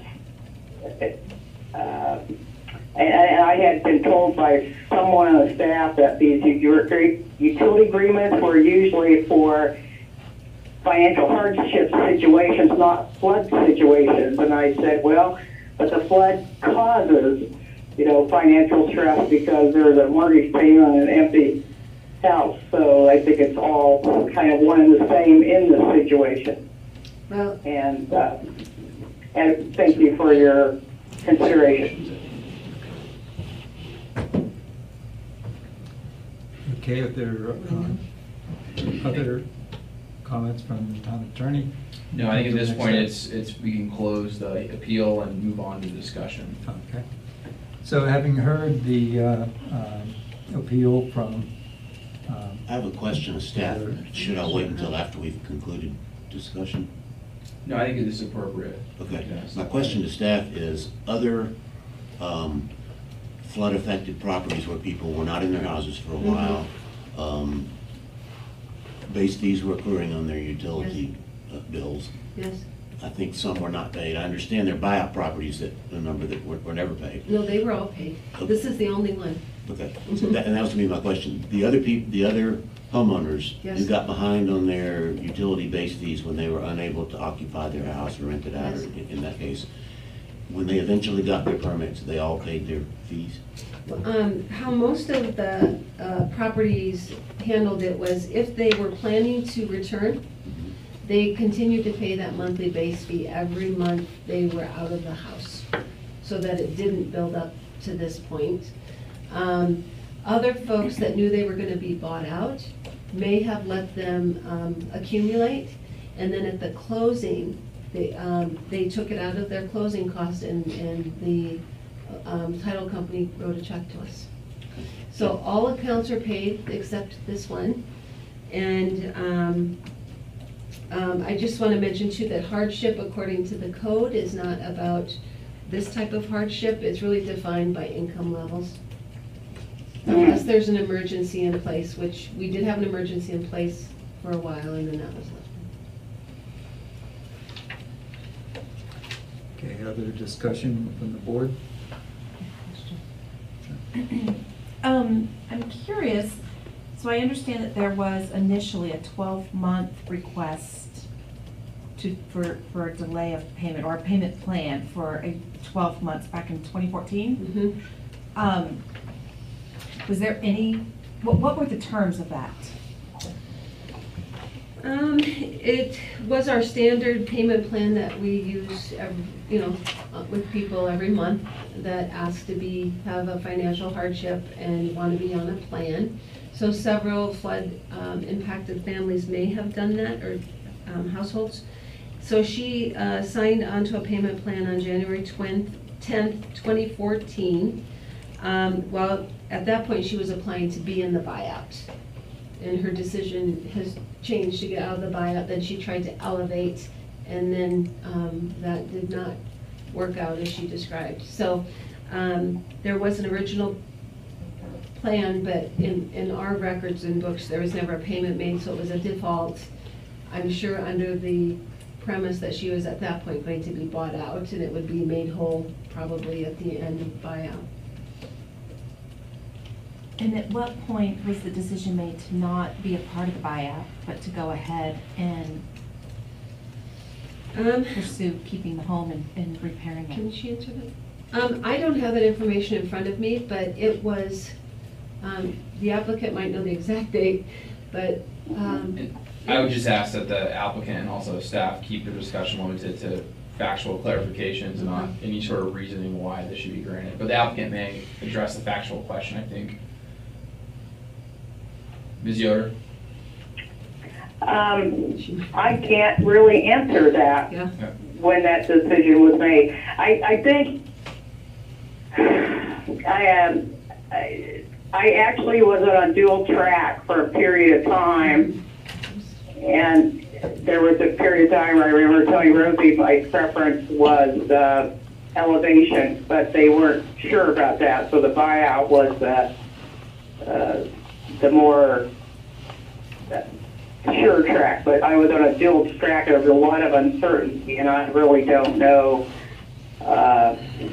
Yeah, I mean, I always would have rather kept the house, but I didn't know what was gonna happen, and so the buyout, I was in that program too. At some point, I had to elect, but I really can't tell you when it was. It was quite a point down the line. What year did you do the buyouts? I don't even know. But before that, first buyout took place, I had to elect, I think. Thank you, Ms. Yoder. Thank you. That's what I have. At least one. Any other questions and discussion from the board members? Be good to hear from everybody. The hearing is closed now, the evidence is part of it? Yes. Yeah, this is a discussion. All right. Discussion. And I think the process, given that it's somewhat unusual, is that, a resolution will be made with the findings that the Board of Trustees would like to see, and if the next Board of Trustees meeting, that resolution will be ratified, when staff can prepare a written resolution consistent with your findings. So in other words, we would work toward a motion that would, that would direct staff to develop a resolution consistent Correct. with the Discussion. And then put on consent next meeting? Correct. So I think this whole situation is really unique, and some of us have been following it for a long time now. And I think Benita has tried every possible way to get this house back online without success, and the town has really, continued to support her in that effort. And I understand that hardship is really, it's based on income scale, but I've got a lot of sympathy here. During the flood, I own 2 rental properties in my own home, and trying to come up, we were fine financially at that time, but having to pay those mortgages and not having any income on those properties, if we had continued to have had to do that for more than a 3-month period, it would have been awful financially for our family. So maybe she's not there now, but I think it could put her in a seriously hardship position financially. So it's such a unique situation. It's something we've really been trying to plow through.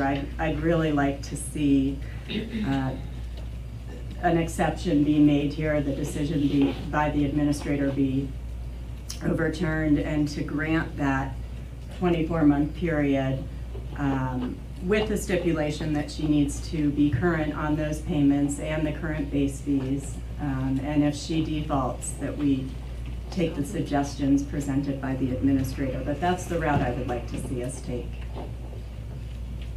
I have some discussion. I agree that the result that the town administrator has recommended and that Trustee Waugh has indicated should be the result that we try to get to.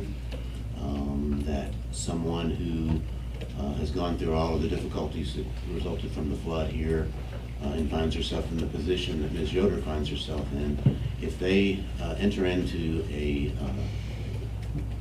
long-term payout agreement, 12 months or 24 months with the town, and are performing on that, I think that the town and the board should be able to grant them permits subject to revocation if they default on the payout agreement.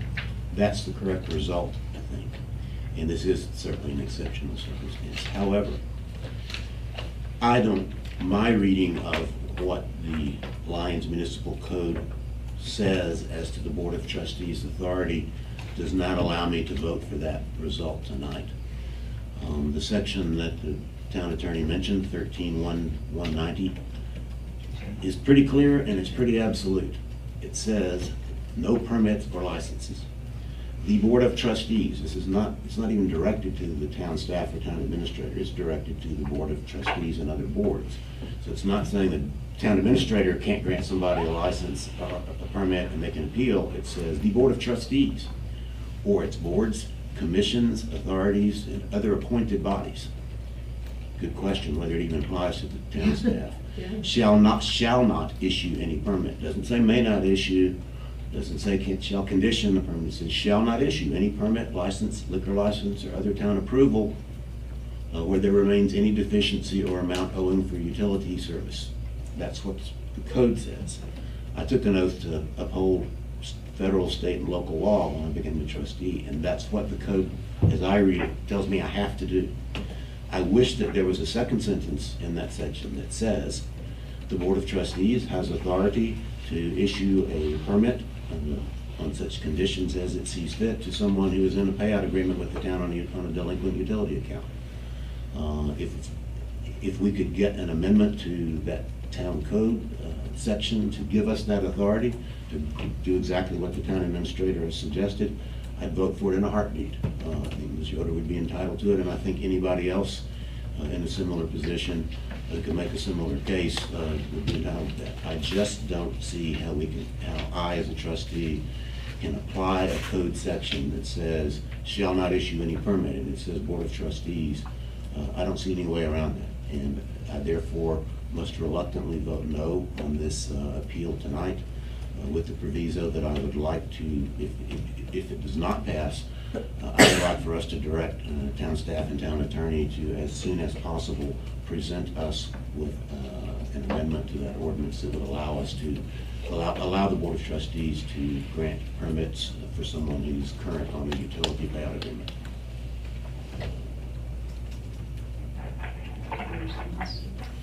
Is there a comment from the town attorney relative to that? Yes, and I respect Trustee Browning's comments. The code is not as clear as we would like it to be, but I think the relevant section to look at is the appeal section and not the no permits and license section. And I think the appeal section is pretty broad, and that any the enforcement of this chapter may be appealed to the Board of Trustees. It's not limiting as to what sections can and cannot be appealed. And I think in this case, Ms. Yoder has timely appealed the section of the enforcement of this code, which is 13.190. If it were me, I would like to add a section to make it more clear that not only the actions of the town administrator, but also any section of this code may be appealed, just so it's more clear. But I think a reasonable reading of the appeal section is that any section of this code and its enforcement by the town administrator may be appealed. Otherwise, the section is essentially meaningless, because the discretion of the town administrator is extremely limited in the code, and is essentially limited to creating payment plans. So which would mean that if we were to read it strictly, that only her decision to not grant a payment plan, which is kind of what we're doing here today to some extent, would be appealable. So in order to give full force and effect to the appeal section, I think it has to be read that any section of this chapter may be appealed through this process. I absolutely agree. It can be appealed, and she has properly appealed. What that section doesn't say is, if it's properly appealed, what standard does the board apply in deciding that appeal? It doesn't say it's discretionary or anything. The only standard I see is the other section, and that's why I feel like I'm compelled to vote no under the current code.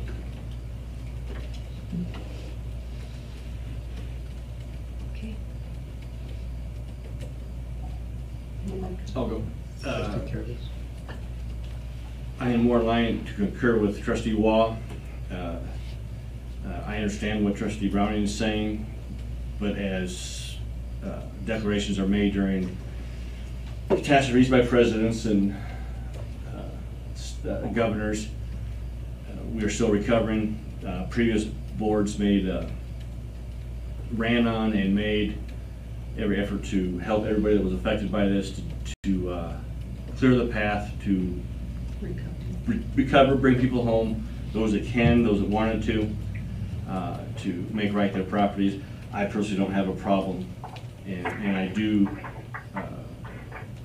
believe granting a 24-month payment plan and allowing her to get her permits to continue on is the best thing for Alliance and for the previous boards that made commitments to these people, and that most of us did on this board too. Yeah, are you finished, Trustee? Yes, I am finished, thank you. In listening to the discussion, I think I have to try to interpret the intent here. And I would have to interpret the intent here that there would be some methodology for appeal. And then the consideration of the individual circumstances would guide the decision relative to the appeal. I do appreciate the need for clarity and elimination of ambiguity in our code, and that we should proceed with that when identified and when it's reasonable and possible to do so. What I'm thinking myself is to consider this based on what at least I believe is the intent, which would be that there is the opportunity for appeal of even the issuance of the building code or building permit, but also with the understanding that we would proceed to clarify this particular section of the municipal code and do that in a reasonable time. And because of the interpretation that we would be using if we were to go along with this. So these are my thoughts. Does town attorney have any comments about that? Yeah, I think we can certainly work towards making section 13.1.210 of this code more clear, to clarify as to what can and cannot be appealed and what is the method and the decision points which the town board can make to come to that decision. Because you're right, it's not clear as to what can and cannot be appealed, and it does not provide any guidance as to how those decisions shall be made. And so for my interpretation of this is that when something is ambiguous, you look to the intent. And for me, the intent of this code, this section would be meaningless if there was no need to appeal. And when you know there's not a lot of information on what is the discretion of the board to decide that appeal, the standard for any municipal decision is that it not be arbitrary and capricious, and that be in accordance with the written record. So I think so long as your decision tonight is reasonable and based on evidence presented during this appeal, that it is enforceable and would not be overturned by a review in court. Okay, so is there any additional discussion? Yes, well, Trustee Farrell? so I guess in listening and thinking, if there isn't really any guidance, but we want to do what we can to work with Mrs. Yoder, is there, one of my concerns is that within 4 years from January 10 of 2014, there wasn't even one in good faith payment. And so now it's going to be even more expensive to be on a payment plan for the rears of your money, plus in addition to continuing to go forward and having to pay. So I guess if we're going to vote in favor of this, do we have the ability to put in some additional parameters, perhaps a certain amount of in good faith payment put down? In other words, you know, can she put down a certain percent up front to go forward, so to show us intent? And I would like to recommend something along those lines to feel better about this for both parties. There's nothing in the code that either prohibits or allows for that specifically. As I mentioned before, I think the ability of the board to create a decision which is conditioned on whatever it feels in the best interest is plenary, and that seems reasonably connected and there's sufficient nexus to the code that is something you could consider. I would suggest having a base motion for resolution first, and then adding that as potentially an amendment.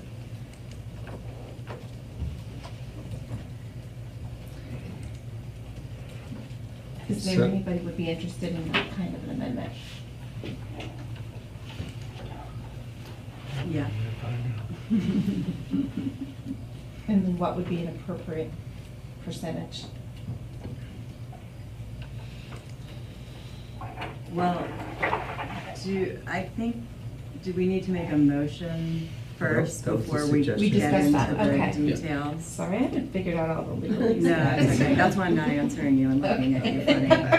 So at this I wasn't point, sure we could go there yet. unless there are additional questions or discussion, I would entertain a basic motion. And as I understand, the motion could be to implement the recommendation of the town administrator. Would that be a reasonable way to? What do you want to read it out? I think, I think that we probably want to read it out, exactly what it is. Yeah. And then it's going to be added after a second. Sorry about that. I want to see him slide across the floor. So maybe, Deb, do you want to read the recommendation of into the record? Or- Okay. Ooh, yeah. You have to. Yeah, but I think,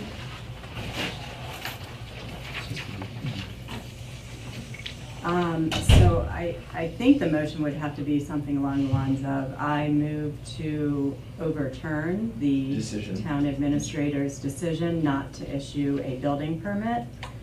And I would recommend a resolution that would grant Benita Yoder a 24-month payment plan with a down payment in good faith of, I'll just make up a number, $500, might be a little high. 10%? That's about that's about 500, yeah, so 10% of the total amount due on the utilities.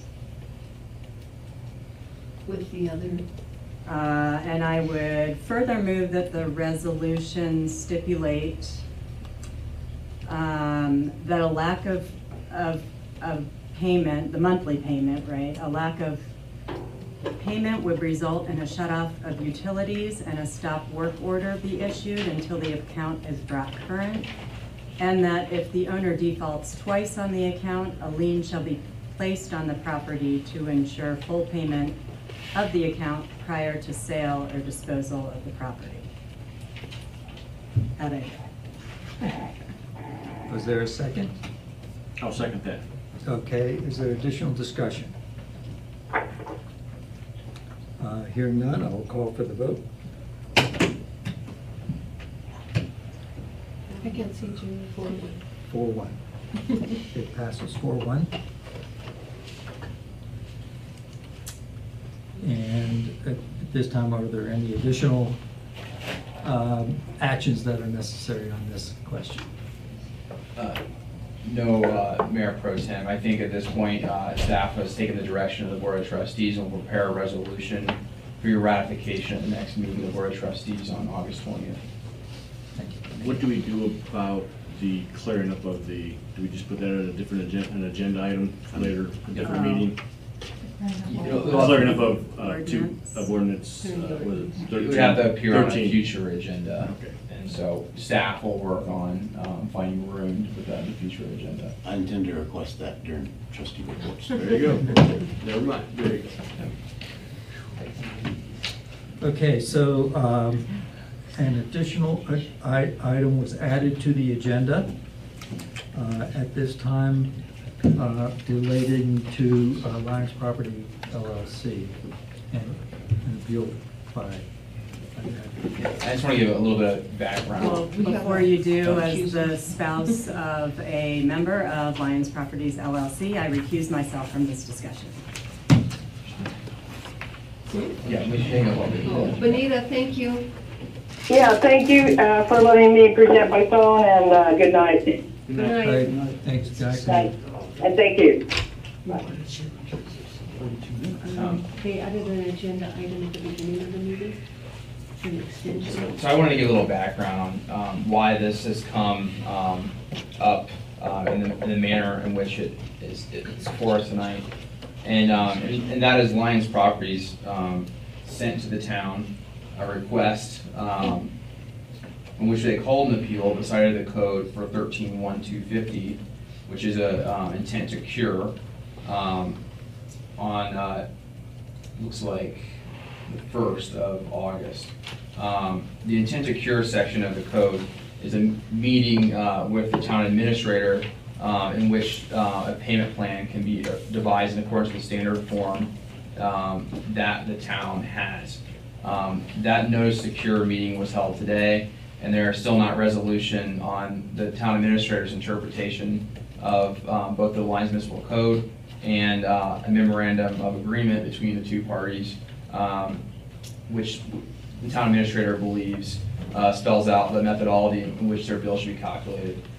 Being that there is no resolution of the town administrator's final decision on the interpretation of what they owed, they would like to appeal to the Board of Trustees the decision of the town administrator to assess them in the manner in which they've been noticed and their shut-off notice.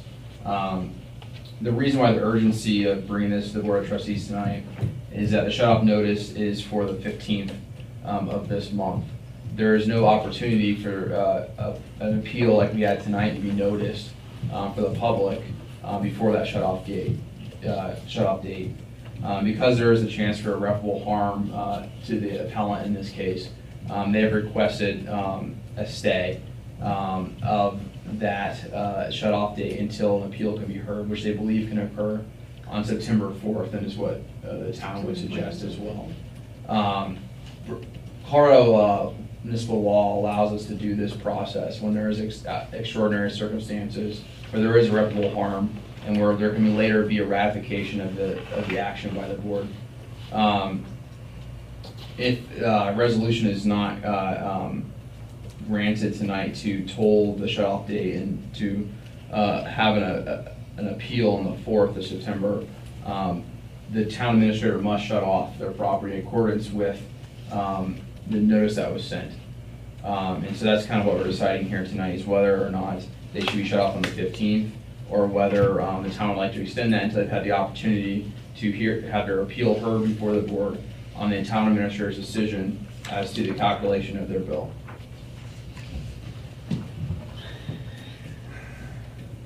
I got some questions. Yep. We just saw this letter tonight when we got here. You just wrote it this Says, afternoon. yeah, it is dated today, isn't it? Yeah, it was I was reading a couple hours ago. I guess my first question is a legal question. Do you think this letter constitutes what the code refers to as a written request to cure? They sent a separate written request to cure on August 1st, in which they said they'd like to cure. Along with that, they sent a payment. Interestingly, they called that both an intent to cure and an appeal. And we explained to them at that time that this was not an appeal, this was an intent to cure, and there are separate sections of the code. Today, when they decided they did not agree with the final interpretation of the town administrator, they elected to exercise their rights to appeal. Appeal to the Board of Trustees. And as we explained to them, it is our interpretation of the code that the town administrator cannot waive the provisions of the code or the memorandum of agreement in which they signed, which we feel explains how they should be billed. Only the Board of Trustees has that power. And so the only remedy for their concerns is an appeal to the Board of Trustees. Because of that, that's why they created the document you see before you, requesting that appeal and requesting a stay due to the fact there's not really the opportunity for an appeal before the date of shut off.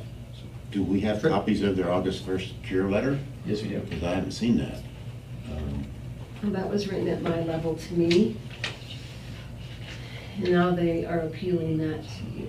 Yes, we do have a copy. I'm reading it right now. It's from It's just one paragraph. Stephen Beck. Stephen Beck. Enclosing a payment, and we won't get into the amount, and then requesting an appeal, as I said, but citing the provisions of municipal code, requesting intent to cure, and a meeting with the town administrator. That's all it said. Trustee Curtis had a statement to make. Yes. Okay, sorry. This is now on the public record, we discussed this. This has gone on, they've questioned this for quite a while. my looking at past meeting minutes, audience business, this group, this LLC had approximately 30 board meetings to come before us in previous boards to discuss that the town was not cooperating with them. That was not done. They made no payments. I'd make the full payment of what's exactly due, because the town has indicated that when a calculation is done wrong, we do refund, and we've refunded them before on the sewer charges. So continuing this out months, another month plus, just so everybody on the public record knows in Town Alliance, this group had 4 years, approximately 30 BOT meetings open and notified to the public to come here and talk and ask, and no one from that group ever did. And I'm pretty sure the record from what I can find indicates that.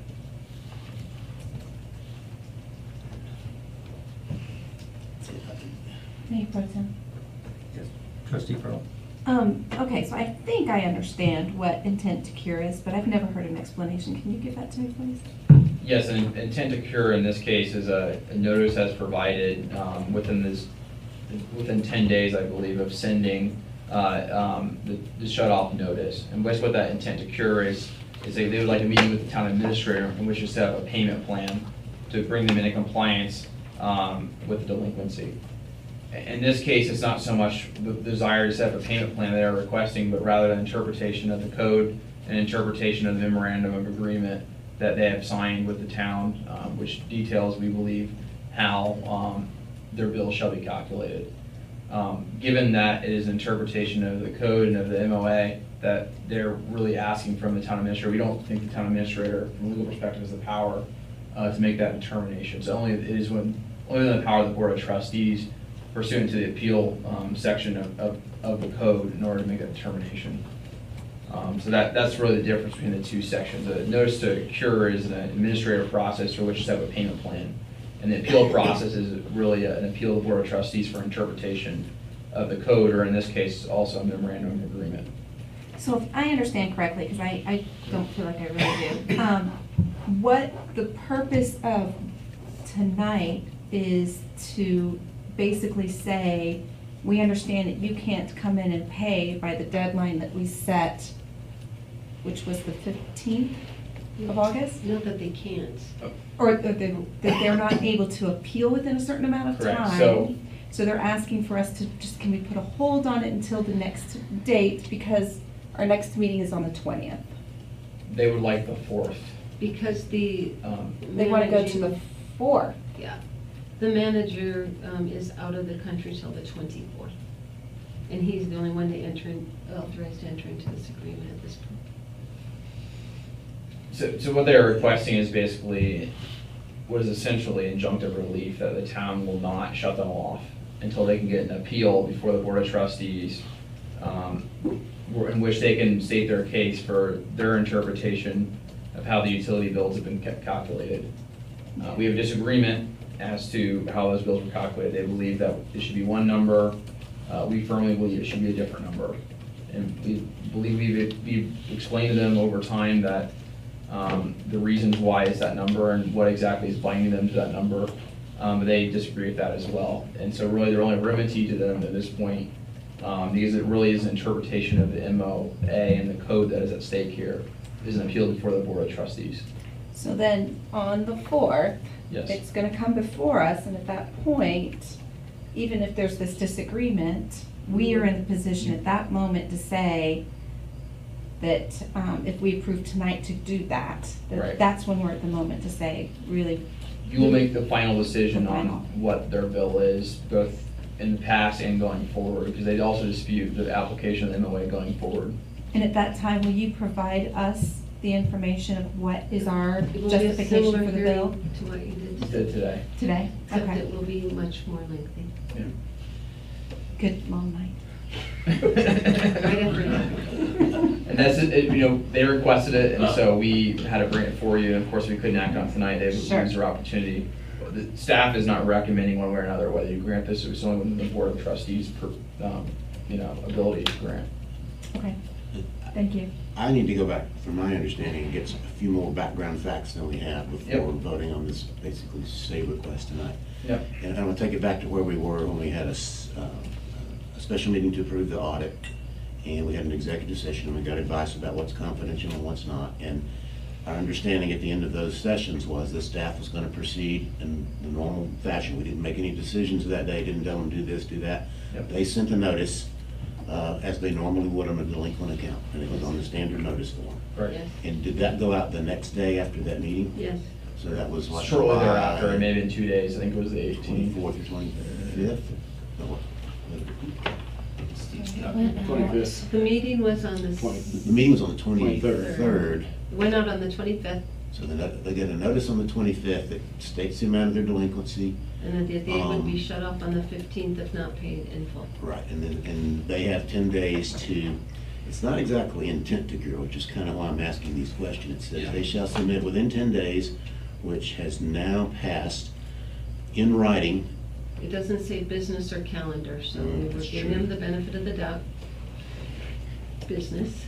It says that in writing, a request to cure. It doesn't say intent to cure, can we enter into a payout agreement? It says a request to cure all outstanding deficiencies. And so that's why I want to see their August 1st letter and see if, to me, they really requested to cure all outstanding deficiencies, or whether they wanted to repeat their arguments that they made in prior letters as to why they didn't know all this money, and they're just kind of like paper in the file. I want to see if they really made a request to cure. And I don't know that, because this is, as you said, this August 6th letter. They made it as an appeal and quoted the section intent to cure. And so they'd like to be the town administrator, so we interpreted that as an intent to cure. Because that's the code section they quoted, and the fact they wanted to be the town administrator. Today, the town administrator affirmed her a final opinion that this is the way the bill was calculated. There may be some administrative errors in their bills that we're working on addressing, but the larger issue really is the interpretation of the code and the MOA on how their bills will be calculated. And today, the decision of the town administrator was to stand by that decision, and so they're appealing that decision of the town administrator on the, and that's a different process, that's the appeal process. I'm not quarreling with her decision or their appeal rights. Yeah. I'm trying to figure out, in my mind, Yeah. whether they complied with the 10-day cure request. I think constructively they did, based on the fact they quoted the section of the code that was an intent to cure.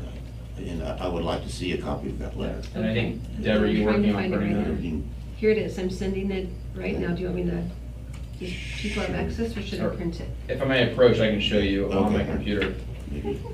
If I'm gonna see it, I think everybody else. Yeah, right. Print it out. Show opposing counsel. Send it to me. Okay, because I think that should be a public document, because I don't think it's not Yeah. confidential to us or anything else. So If it's short, could you read it out loud? Yeah, we can read it in the That record. was it. We could read it in the record.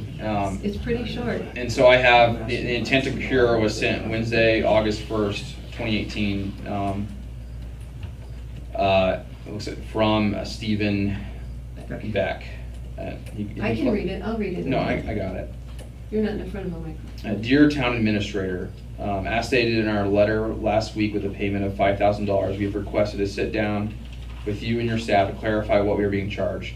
Your response was swift with the notice of deficiency and termination. However, we still not fully understand what we are being charged or shown in our letter to you, an attached spreadsheet.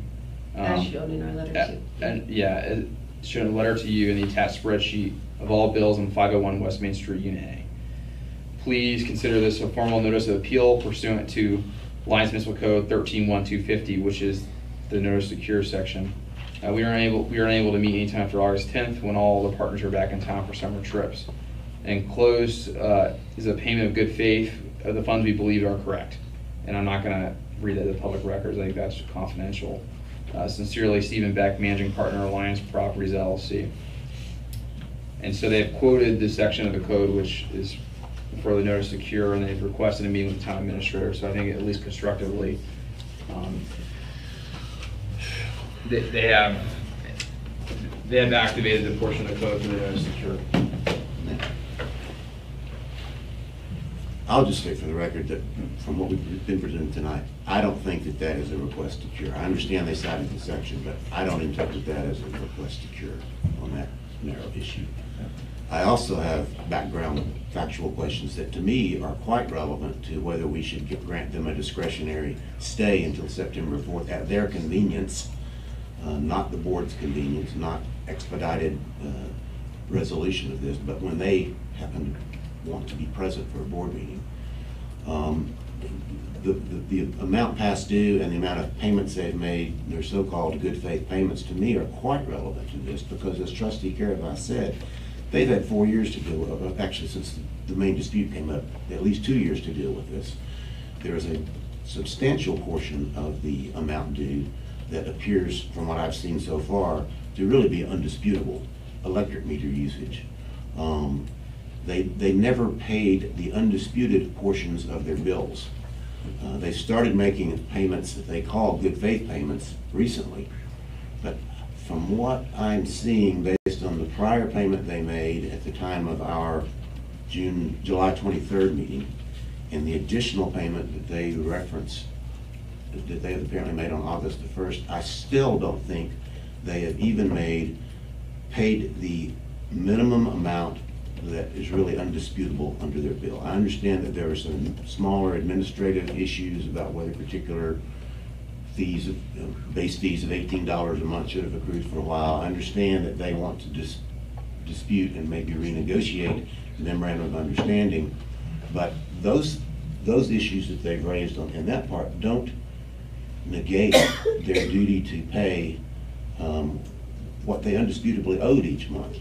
And the analogy that I've referenced before and would reference again is, you get a credit card bill for $1,000 for last month, and you look at that bill and you say, hey, there's $200 of charges on here that I didn't make, or they're duplicate, or somebody fraudulently used my credit card. You call your credit card company and you say, there's $200 on here that I don't know, and I'm not going to pay it. But what you don't tell your credit card company is, I'm not going to pay you the other $800 till you take care of this $200. And I think that's what, until these most recent payments, this particular utility account holder was doing. And we're here tonight. They're not here again tonight. They knew there was a meeting. They could have showed up tonight and made a statement on the record. They didn't. I think we're being asked to grant them a discretionary stay when they still haven't even paid the undisputed amount that they owe on their bill. And I'm not inclined to do that. As follow-up to that, the payment they've made to date is what is undisputable to them. Okay, just so you know To that. them. To them. There's one other piece there. What about the issue with the meeting, we did look at the 20th and we did look at the 4th. And knowing that we need this notice again, time-wise, and that currently the state only has Mr. Whip posted as the managing partner. Correct. On Lions Properties. The other partner listed is deceased. Today, the other 3 gentlemen in the room all said that they were also partners, but it hasn't been filed with There's the no state. documentation with the Secretary of State. And so the only person we can actually enter an agreement with, according to our attorney, is Mr. Whip, and he will not be present. Of course, that's also an issue that they could have addressed at any time by presenting you documentation on their behalf that says it's the person or the persons that are authorized to negotiate on our behalf.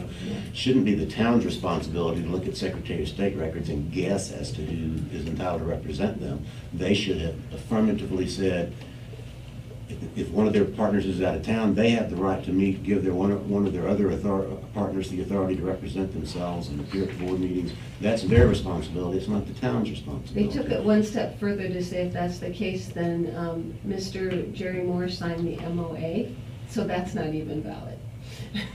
So we did say, are one of you going to be present tonight to make this request to the board? And one of them thought that they might be, but they were not. My other question is, what about their utility bill for June that was due on July 25th? Was it paid in full while they're disputing this? No. The issue about this disputing, Mr. Waz, the one who is in charge of the utility account, it appears, he said they have stayed current They have 3 properties at the same location. Right. They've kept the other 2 properties full and clear and up to speed, but this one property, 501A, is the one they disputed, so they have not made any payment. So while they're in the process of continuing to try to dispute this with the town, they had a utility bill for the month of June that was due on July 25th, and they didn't pay it?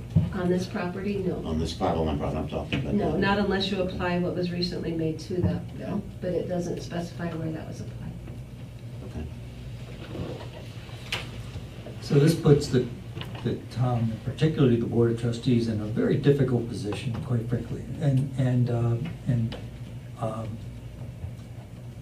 it makes me angry because on one hand, we're faced with taking an action that could, as was mentioned by the town attorney, cause irreparable harm, or what could be defined as irreparable harm. On the other hand, I have heard statements from residents over time that extraordinary favors have been granted, that and that there's no enforcement of policy. And so we're at this point of being forced into very difficult and possibly troublesome interpretations of policy in order to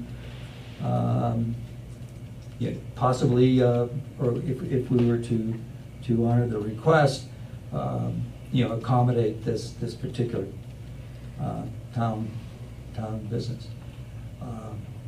And it just puts us in a very, very difficult position that could have been handled much earlier, and probably should have been handled much earlier. But I'm still in my own mind struggling with our next steps, because I don't feel that we can in any way, shape, or form deviate from policy in this regard. That's the request is, as Trustee Browning indicated, a tenuous course of application of policy. At least that's one way to look at it. But although I would rely on the town attorney to clarify whether this is an effective application of policy or a tenuous one. I think they have properly appealed the decision of the town administrator. That is a separate issue than whether they have properly had a notice to cure. I think there's at least evidence that they have shown that. I'm not going to speak to whether, I think it's the board's discretion whether or not that the notice to cure was sufficient. There's certainly evidence that it was. The resolution, in order to basically stay the shutting off of their utility infrastructure, is a completely separate matter. They can ask for it. It doesn't mean you have to grant. There's nothing in the code that requires you to grant or not grant. It's just an application of town policy is what it is. And so, I mean, there's really 3 different issues working here. The larger issue in the background, we have an outstanding utility balance and dispute over how it was calculated. And so, there's separate things being weighed here. I think the appeal has been properly asked for. So even if the town does not choose to proceed with the resolution, they are still entitled to an appeal, which they can get, whenever the board may deem as room on the agenda, or whenever they request, September 4th in this case, where they've requested. However, that does not bind you towards granting the resolution to stay the shut off of their utilities. So they're separate issues. One more question related to that. Yeah. If we deny their request for a stay basically until September 4th, and they wish to avoid shut off of their utilities on August 15th, if between now and then they come in, pay the full amount that the town believes is due and that they've been billed for, do they have the right thereafter to request a refund that we could consider? Sure, we always refund. Yeah, That course of And that was action is open to them. It was- It's not an automatic shut-off. They have the ability to write us a check and then Now- ask for a refund. That was one thing that was discussed. The only problem, potential problem, and I think it's something that the town board could discuss, is that there's no mechanism in the code to give a refund for interpretation of the code. I mean, for administrative types of clear manifest errors, I mean, obviously we could refund that. This is an entirely different issue where it's really an interpretation of the code and of the MLA. And so I think to be safe, I would say that my interpretation at the time they want to bind the board's hands was if you were to pay it all today, you know, theoretically, your appeal could change your practice going forward. There's no mechanism in the code for me to direct town staff to give you a refund. Well, we could act on their appeal, and if we decided that, yeah, you're right about these two issues here, we could at that point direct the town administrator, please adjust their bills accordingly, give them a credit, maybe. Well, I'm going to, for those who haven't been involved with this memorandum of agreement, the whole issue surrounding the bill has to do with the number of sewer taps Right. we are using to determine their monthly charge. And our engineers, which it was outlined in the MOA, it said that there would be one sewer charge and whatever the engineer determined to be appropriate for the tiny homes, because there was no formula for how many tiny homes equal a home. And I don't want to get too far into I know, to the MOA. But I want them to understand. Into what is essentially the appeal that's being requested. And I Yes. don't want to prejudge the Well, appeal. but I want them to understand the reason we can't just make that is because they don't agree that 4 Right. tiny homes equal 1 residential home when it comes to sewer. The issue is the interpretation of the And MOA. so that's why the code, bill has and- such a huge discrepancy. They think it should be 1 for all of them versus, But right now, what we're considering is, should we toll, in other words? yes, toll is the correct term. The turnoff. Correct. And that's the only real consideration right now. Correct. In other words, you know, we have two choices. Go ahead and implement the turnoff, which would have implications, obviously, for that business and for, you know. Many people, right. You know, many people. Or we say, well, we're going to continue the position of the town and make a decision on that at a future date, which would be September 4th. Correct. Your decision here tonight is whether or not to toll, if you will, the shut-off date, or whether they will be shut off on the 15th. Right. Now, other than the sort of little bit of egg on our face kind of, you know, that we're letting people, you know, go a bit, the town, ultimately, the town is not changing its position in any way, shape, or form as to the amount that's due and owing. The town administrator still believes the amount that's cited them is correct. Can we state that amount for the public record, please? Pardon? Can we state that amount? No. Why not? Because the Colorado Open Records statute says what shall be kept confidential, as we were advised, are names, addresses, telephone numbers, and personal financial information. And I don't think that's personal financial information, and I think it belongs in the record. Because our utilities is showing negative, when our utilities board is right now is calculating increases across the board for the town. And we're gonna take a hell of a hit as a board.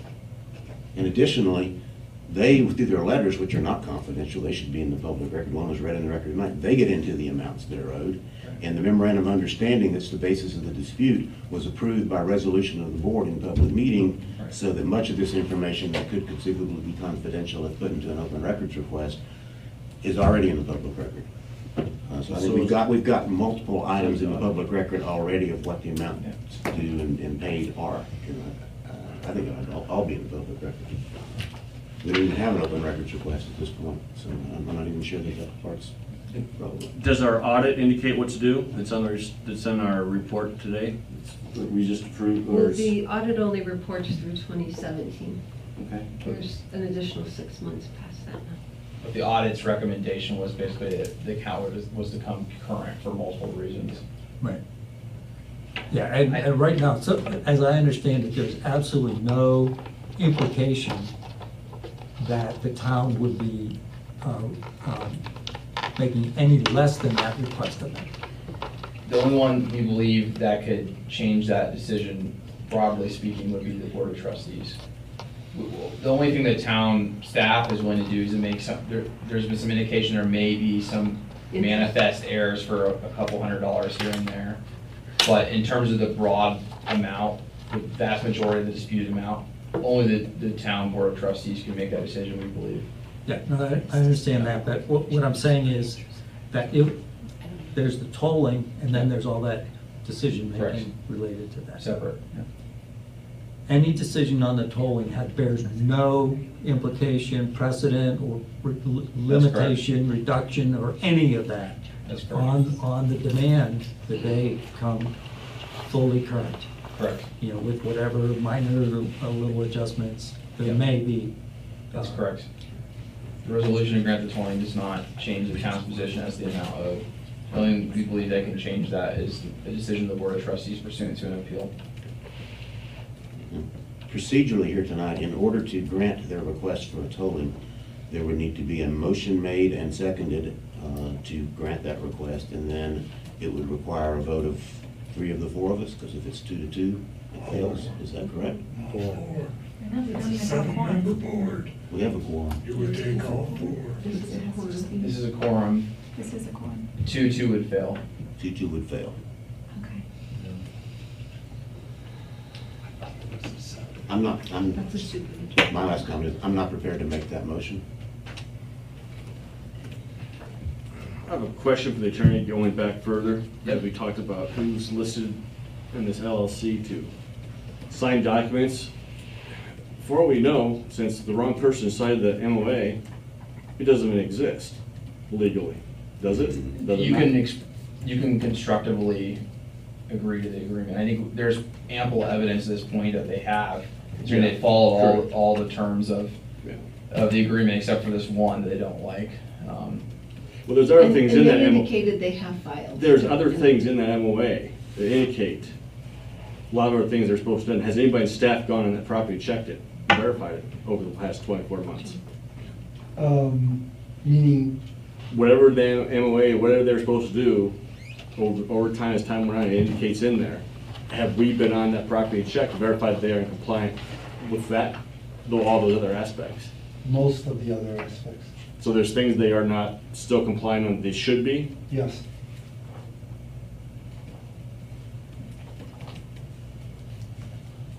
Kind of shows the motive of this group, does it not?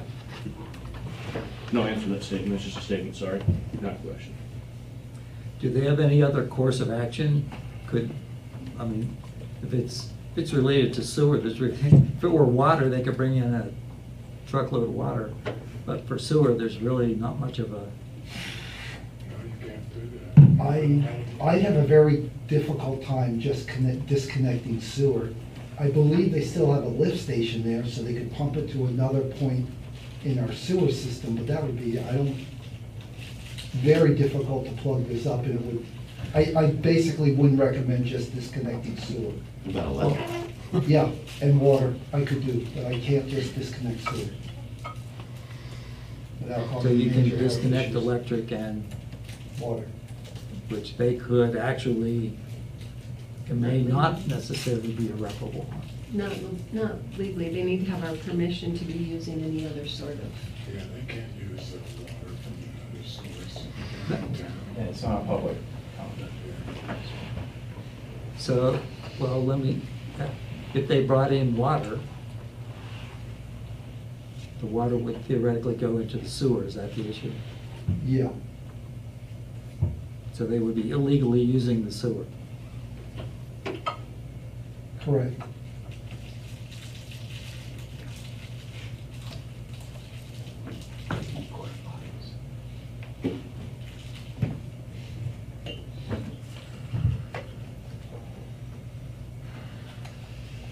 Well, other businesses have had to discontinue operations while they come into compliance. It's, you know, it happens, you know, there may be, if they can't toll it and there is a shut-off on the 15th, then they would have to cancel reservations and. But they're in control of that. They can stop at any time by coming in and paying what the town says due, and then they can take their chances on the appeal as to whether they can get a credit or refund. That's within their control. They can prevent the shut-off by making a payment. Is there a motion?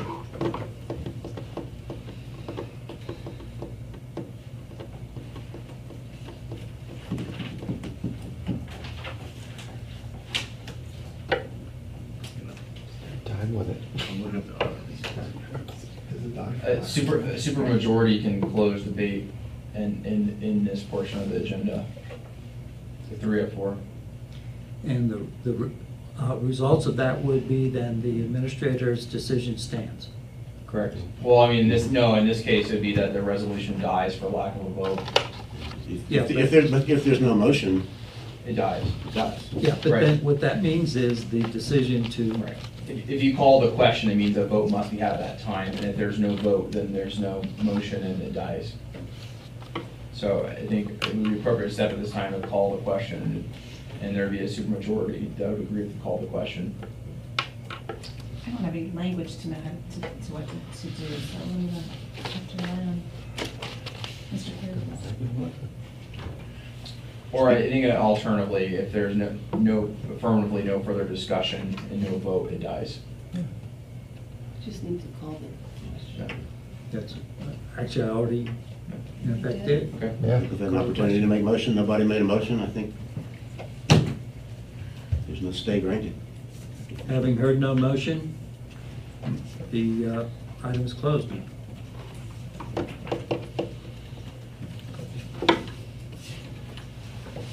Julie, walk. Bring her back in. Let's keep this thing rolling. And although it may not be for too long. Oh, we have a housing update. Is the next item on the agenda.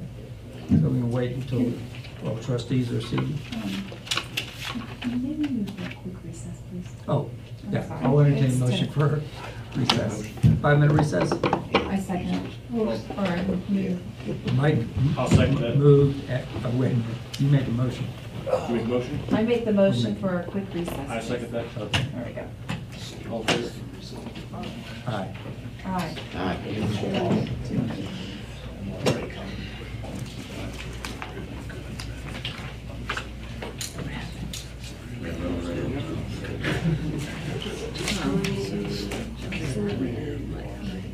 Everybody, please remember that Kim is gone and the camera is still on. And microphones. And the microphones. While we're in recess, because if I turn it off, it won't be on for the rest of the meeting.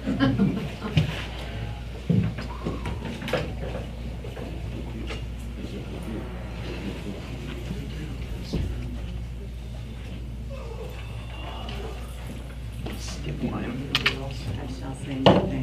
I have a quick question for you. About that majority supermajority.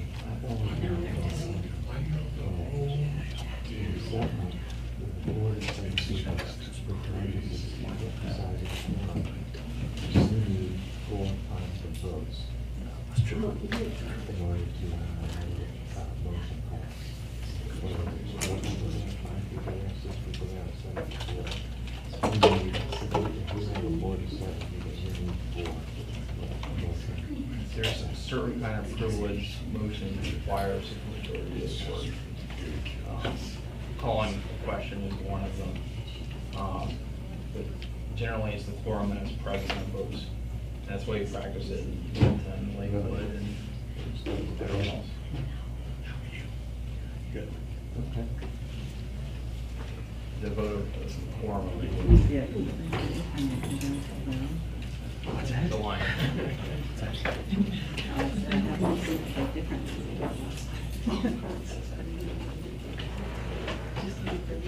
Lauren, you calling it tonight? Yeah, They got later.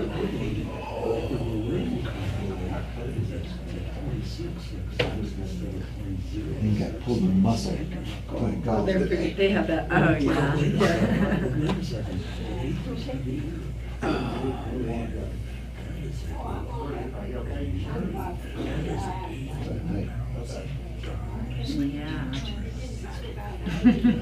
This is new, tall. This is gonna be like me. Everything is, pushed off. I said, no. They trap agendas. They push stuff off through another thing. They think, oh, we got lots of time. We can talk. Discussions never end. How can you be operating a business and never pay your bill? Why'd you have to add something that will totally change this nice light agenda we have? What were you thinking?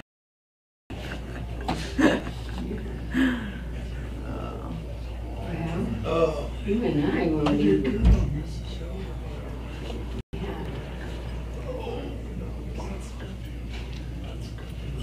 So you and I will be dead and gone, but we, Ferguson will be owning the town.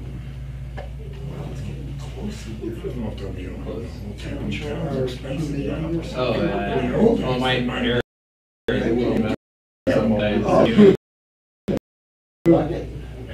My hair gel stuff all fell down.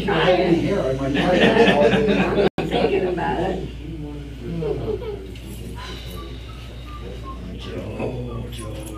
Mr. Nick, I'll go pull your bollards. I'll get the guys to pull them. Oh, that'd be great. I really didn't like them, but it was in the design. No, I know it was in the design, but go look at the ones I'm talking about. Oh, no, I agree, because I already pulled out two across the street. And did you move them back? I pulled them out and didn't put them back. Oh, I don't blame you. Yeah, so I'm not gonna put yours back. Oh, I don't blame you. Oh, good, Joe, because I'll tell you, all the paints were the stone trucks. Yeah, I thought so. And I was sitting there, and I'm telling you, I was sitting there with Farrell, For my marriage. looking at the tree, because this is what I forgot to bring that up tonight. The guys in Public Works, do you want to know how many trees you can hurt It's brutal. with one of those stone trucks? Oh, were they really, they're not, I thought they were supposed to touch that. The string, no, okay. Oh, they got the tree, they got one deal out of the whole, Drugs, right? plan. No, One tree. drugs. Oh, man, kill that. Okay, I'll go talk to them about that. You gotta stay away from them. Just, if you gotta come back and do it by hand, come back and do them by hand. Because if you have young trees, you can take them all out in one day, Joe. Okay, I can fix that one too, or I'll talk to them about it. Whether I get an argument from Dave or not. You won't get an argument if you need an argument, come by my house, and I'll show you the proof. The thing about it is the proof's in the bark. No, this should be pretty easy. The proof's in the bark, Yeah, Joe. right, because then they'll girdle the tree. No, that's what I'm saying, Yeah. they're girdling Gotcha. the tree. Gotcha. What's that? I said I've spent many hours in recusal, especially at the DCDC. Oh, yeah. I got a lot done, actually. Worked on a couple spreadsheets. Yeah, that's good for you, because I always just play solitaire. Yeah. Actually, I have done that. I have played solitaire. I wish I was doing that back there. Soon I'll be there. So we still have the consent agenda item. Correct. Two. Oh, that's right. And trustee reports. Now, you've requested the audit to be taken off, but then We've had it back and forth with different, recused, so. we've had it at the beginning, it's been going. Well, that should be clear. You know that. Yeah, so. It's been changed. As soon as, right, as soon as. You've been here so long, you've As soon as seen. you get to that I point, that's know. recused and somebody else is. Been back and forth, back and forth. Yeah. I know, too long, huh? Not too Oh, long. Daddy. Huh? How long you been here? 20 years? That's what I thought. 20? Yeah.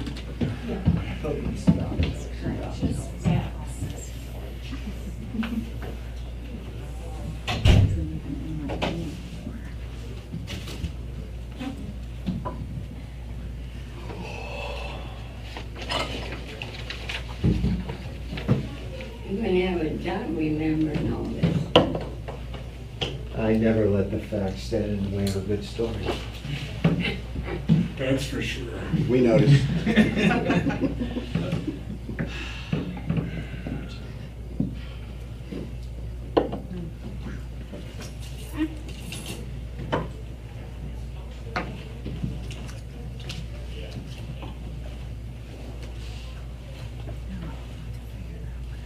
Hi. Should we give them a heads up to come back? They're having a good conversation back there. Yeah, so you said a short break. You gotta say, it's gotta be like date specific, it's gotta be time specific, 5 minutes. That's what we said. And actually, it is about 5 minutes just now, so. So my blood. Okay, so calling the meeting back in session. And housing update. Oh, we need Victoria. Victoria's not Hey, here. Victoria. You could go to the consent agenda and come back. You get them in the agenda. Oh, never mind.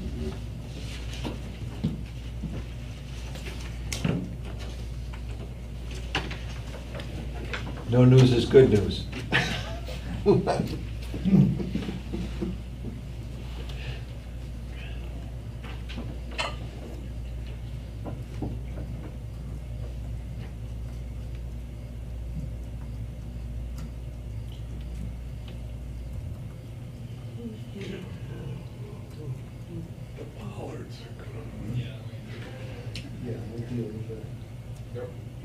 Literally, Nick and I were standing outside on the corner, and this one of the big trucks going up to. Oh, sure.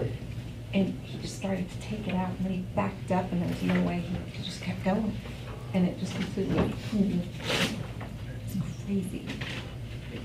Okay. Okay, so, Housing update? yes, housing. I do have a few items. I believe at our last meeting, I told you that Mr. Van Court on North St. Vrain is not interested in selling the property right now. So, Summit has entered an agreement with Keith Bell. The agreement with, let me back up. The town had an agreement with Mr. Bell to allow him to enter into, to transfer the option to Summit, but that option ended July 31st. And so Summit has entered a direct purchase sale agreement with Mr. Bell to extend that for 2 weeks to work out some details. So we no longer hold that option, the town. We are out of that sale mix now, so anything that will occur will be directly between Mr. Bell and Summit. Markel's option on the remaining Lions Valley Park lots has expired. And so it's my understanding that Summit is talking with Mr. Bell about potentially purchasing some additional single-family lots to expand the project since the Van Court parcel is not good for. Question that the Markel's option that expired on their lots were not, that's not the same lots that were being talked about with Dave Wickham. Those are No, two different lots. single-family lots. Yeah, Okay. the lots that Markel had an option on were the entering Carter Drive, and there's 11 lower lots, well, maybe more than that, 13. And then Mr. Wickham had them on the upper lots. And so the lower lots have expired, and now Summit is looking at those potentially for single family. And however, there's 3 properties that have the floodplain touches, so you cannot use federal funds toward that. So they're kind of going through some due diligence now on those as well. They do want to host a community forum. They have been wanting to, but now with this new change, they want to have something more formal to present. So they're looking at having a community group meeting after August 20th, when the high school's available again for a meeting. And continue our bi-weekly meetings with Division of Housing to keep them up to speed. Questions for Town Administrator? Any new developments at all on the greens, because that includes some housing elements as well? I saw that the mayor reached out to Mr. Tamburello to try to schedule a time, and I get the impression they both are very busy because we're having trouble finding a time to meet.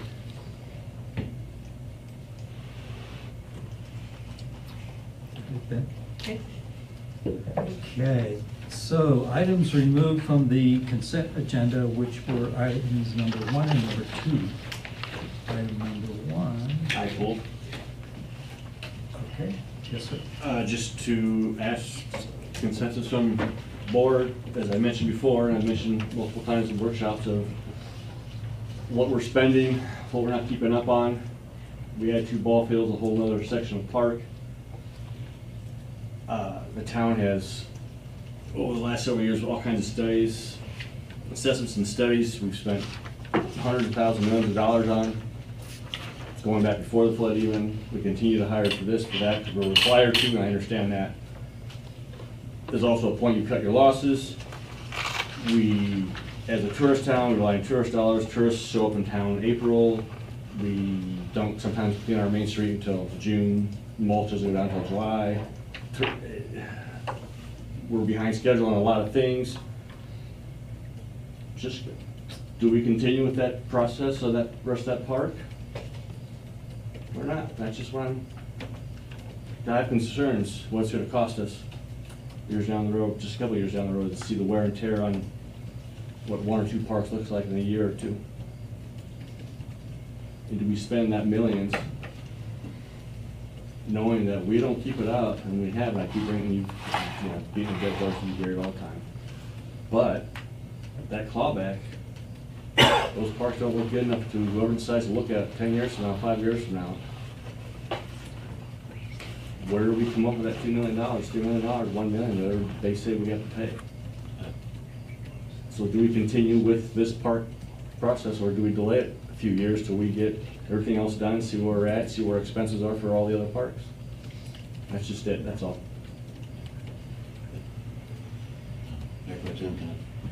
I appreciate those concerns, I know those concerns. What's on the agenda tonight, as I understand it, is just approving the consulting agreement to do the cultural survey, is that correct? Which I think we should do just to keep. It's a separate one. It's separate, the other one. I mean, the environmental, excuse me. Environmental, yeah. The environmental survey.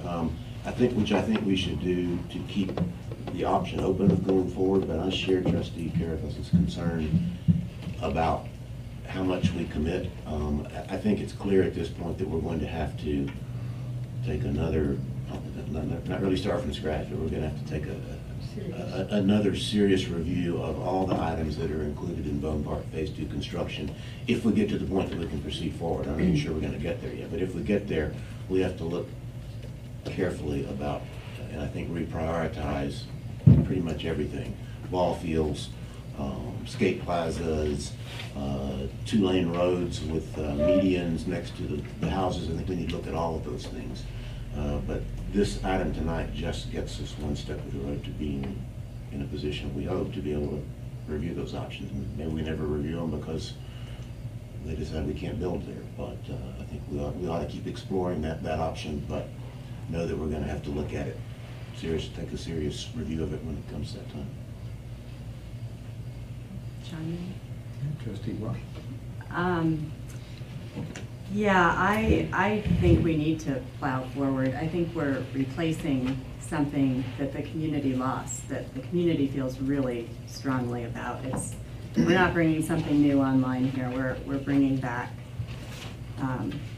something, and it's also a really big revenue generator. So I think the revenues that we realized from bringing it back online will allow us to keep up the maintenance. I think we're learning a lot from Laverne Johnson Park right now, and I think we're making a lot of adjustments and getting there. And I'm confident that by the time we have Bone Park Phase 2 online, I think that staff will have plowed through a lot of these issues and staffed up, and I think we need to plow forward with it. I do share your concerns with what we've experienced so far, with lack of staff and not being able to keep up on that maintenance schedule, but I think we should focus our efforts on getting the right staff and having those maintenance efforts in place and maybe sacrificing in other areas.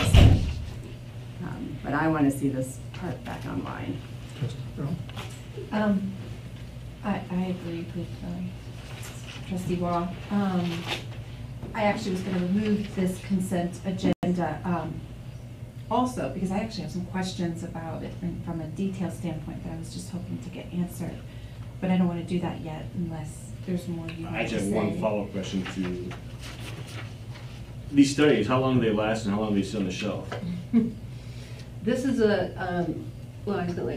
this particular environmental study is a requirement for any federal acceptance, so it's paid for by a grant, and would be required if we accept any kind of funds, pretty much from any state or federal agency to move forward on that property.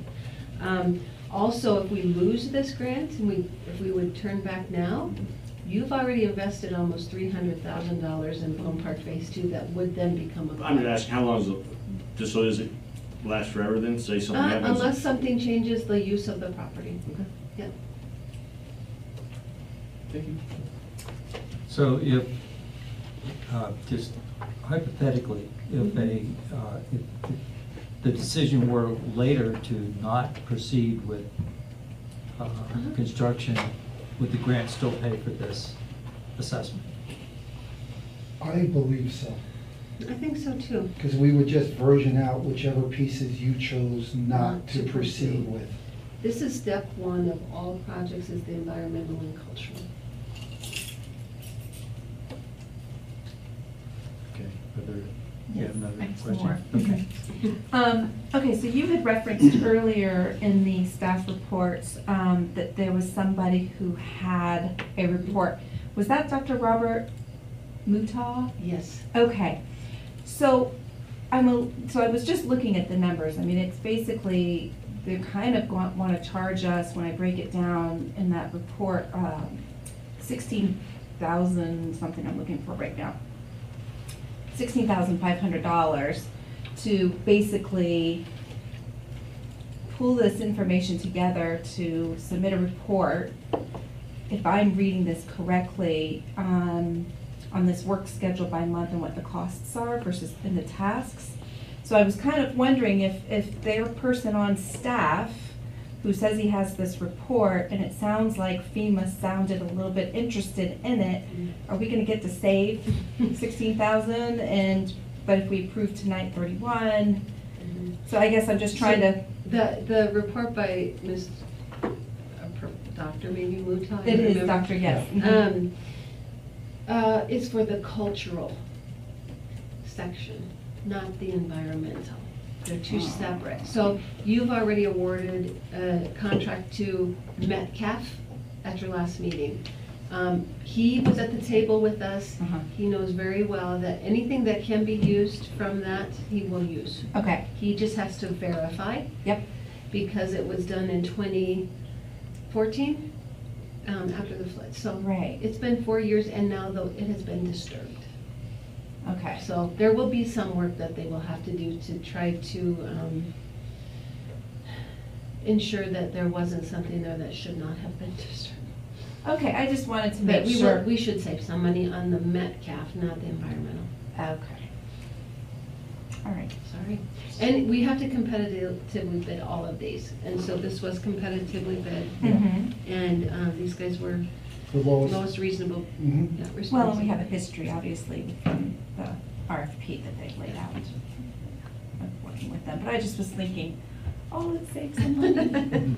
Okay, that's all I have this question. Good try. Are there other questions from the board? If not, can I hear a motion? I move to approve resolution 2018-68. I'll second the motion. Okay, motion made and seconded. Any other discussion? If not, I'll call for the vote. And approves 5-0. Okay, the other item that was pulled from the consent agenda was the approval of the audit. Okay, see you later. And Good deal. that was made by trustee Watt. Do you have a comment? Yes, so I pulled this item from the agenda because in the notes of the financial audit, delinquent utilities for Lyons Properties LLC are discussed. As a spouse of one of the owners of Lyons Properties, I'm going to recuse myself from this vote.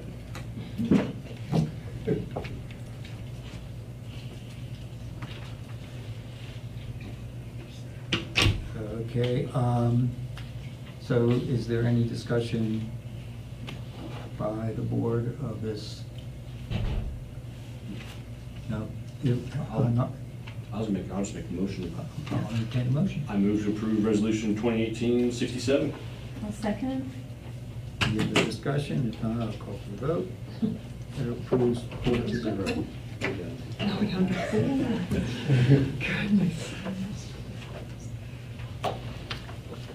Okay, so it's time for trustee reports. And so who would like to go first? I'll go first. Okay.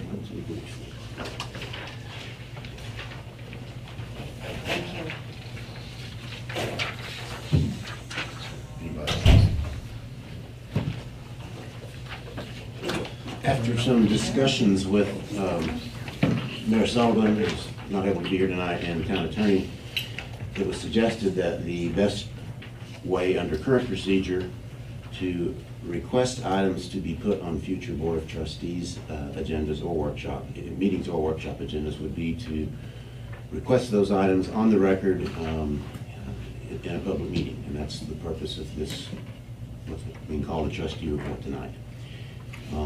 I put these down in writing to make sure that I choose my words carefully and that I don't leave anything out, but here are my requested future agenda items.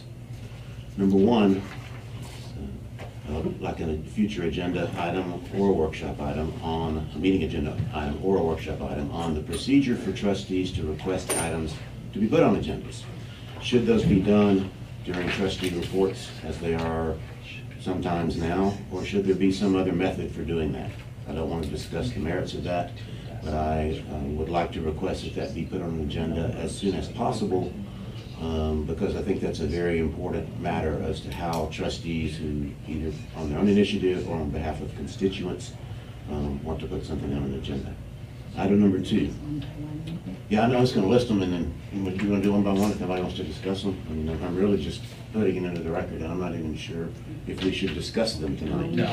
Yeah, I'm just. Yeah, I would actually, just the fact that we don't have full board here. Right. To me, would suggest that discussion should occur at the time these would be on an agenda. Right. Particularly this first one about how we set agenda items, that every board member ought to be heard from on that, not just a few. So, and all board members should be heard on that. Item number two is review of and possible staff direction on taxes and fees due from festivals, special events, and wedding venues.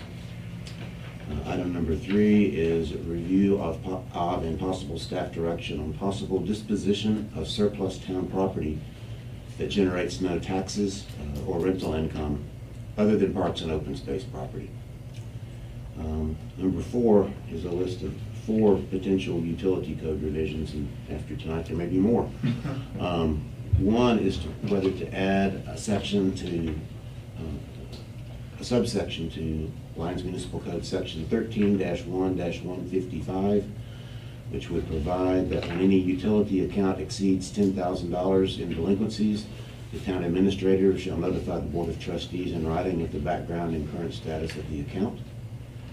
Number two would be to correct what appears to be a mathematical error in the Lyons Municipal Code, Section 13-1-180, to change 0.066% per month on interest accrual to read 0.666% per month. Third utility code revision would be whether a decision of the town administrator relating to interest under Section 13-1-180 should be appealable to the Board of Trustees, and if so, under what circumstances and with respect to what amounts.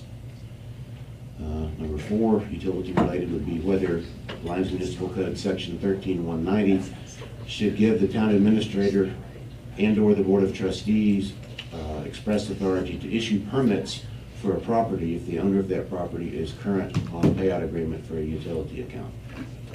And finally, this would be more in the nature of a traditional trustee report. Is mentioned earlier that the USDA has appropriated or allowed more money to be used on some small business loans in Lyons. On, I forget the date, but about last week sometime, Mayor Sullivan and I and a number of staff members met with a lot of USDA representatives from Washington and Denver, and I don't know where all else, and Senate staff members and everything about these programs. And I think it's great that they seem to all be enthusiastic about their prior involvement with these funds in Lyons and offering us more money, and that's all great. I don't think the board needs to take action on this specifically because these are not town funds, but I do think the board needs to review the town staff's involvement with how these funds are administered, and also just to be informed about the current composition and processes of the committees that are involved in deciding whether to make loans or not. I was involved right after the flood in great detail with John O'Brien in getting these funds set up and getting all the I's dotted and T's crossed so we could make loans on a very expedited basis to some businesses that might not have survived without them. And we set up a committee and we got the process in place, and it was functioning for a while. John became mayor and got off the committee. I became library district chair and got off the committee. Somebody else took it over. The person that took it over moved out of town. I'm not sure that everything is currently in place in the committee structure the way it was set up originally. So I think the board at least needs to be advised as to who's on the committee now and how are they approving or denying loan requests. And the staff's role in this was, at least initially, limited to just financial administration. We didn't have any staff in these committees at all. And so the town finance department was literally tracking the loan payments, and if somebody was late issuing a notice, and I think they're still doing that. But I just think the board needs to be informed at some point and be comfortable with how things are being administered now. So it's our report. Trustee Crowe? In terms of the Lyons Arts and Humanities Commission, there are currently now 7 sculptures that have been installed in town. There are about 2 or 3 more pieces that should be in by the end of August. So everything looks like it's going very well, and that's exciting to see the new stuff coming around town. The arts, it's the Town Hall Art Show. The next show is scheduled to be October the 6th, and there's going to be a theme of craft beer. October 6th, you say? October 6th. What time the doors open? I don't have the exact time, but I'm sure I can get those dates to you next time. And then more currently coming up soon is Arts at Riverbend, which is Sunday, August the 2016th. All of the booths are sold, and we are expecting a really big turnout. Free admission, but there's a $5 parking fee, and I think that's it for now. Take care of this. UEB meets Wednesday, the 8th, 4:30. We'll continue, as you've heard earlier, and then same with their team on the rates, working with the rates, begin to get on the agenda to get to us to finalize, get some better recommendation on how we want to proceed with those. The ecology board, we'll have to get the tree ordinance that was brought, what, a year and a half ago. They're getting antsy and keep prodding me, so I'm just saying. Next meeting should be on August 20th. August 20th. The weed mitigation. No, the tree ordinance that they sent to Dave a year and a half ago. I don't have that one. Mitigation. Oh, might wanna. Yeah, well, the weed group had its second meeting and are discussing things, and they're trying to bring a resolution to the board. also. And should be meeting third Tuesday, the 21st. Motion to extend for 5 minutes. Motion. So moved. Second, I'll second that. We do that as Oh, yeah. we have to decide. Pass this one, too. That's it. Trustee Watt. I've been out of town for a couple of weeks, so I don't really have anything to report, but just a quick response to Trustee Browning's request on the small business loan funds. Tiffany Martindale, our Main Street manager, and Kim Mitchell are both working on kind of revitalizing that program, and I'm working with them to recreate a committee to review those loans. So there are things in motion, and we'll keep you posted. Can I get the bank statement every month and check it as well as finance staff? Bank statement, what? Can I get a bank statement every month Oh, on okay. that account? Okay. No, And I check it and confirm that people are paying? No, I had talked to Kim about that, and I couldn't even remember 3 years ago, I said something about my memory, what the exact structure was. I knew the EDC had some role in it, but I couldn't remember it, so they refreshed me. I'm glad they're working on it. So. Definitely. I appreciate your comments on that, too. Just one comment related to the tourism grant process, which was then to promote an opportunity for the town to look at the value of promotion of the town from an image perspective. So there was some discussion about a presentation to the board relative to, prior to going into budget, to see what the value would be of investing some additional funds in image promotion for the town. That's all. So, unless there is, summary of action items. Okay. From there was a few from the workshop too. Let's see. Staff report. I only have a few tonight. We're gonna check into those bollards at the entrance to Stone Canyon and at the McConnell entrance too. Those are twisted up, they're metal ones there.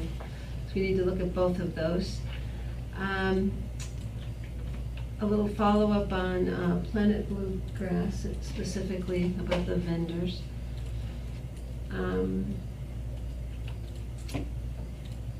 Prepared to come in with a very detailed parks and open space maintenance costs, expenses and revenues, and check those against the maintenance study that was conducted.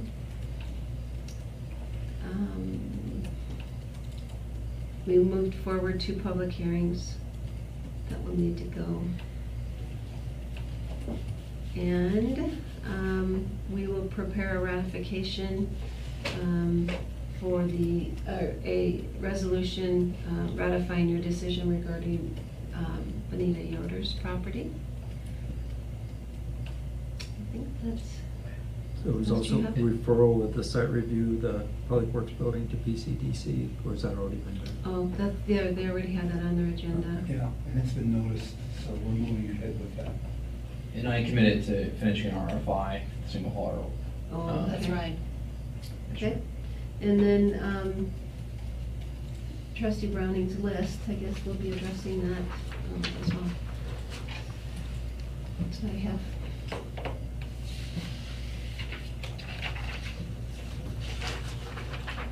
Which ones? Other action items? No other items. Okay, if not, I would entertain a motion to adjourn. So moved. I'll second. All in favor, aye? Aye.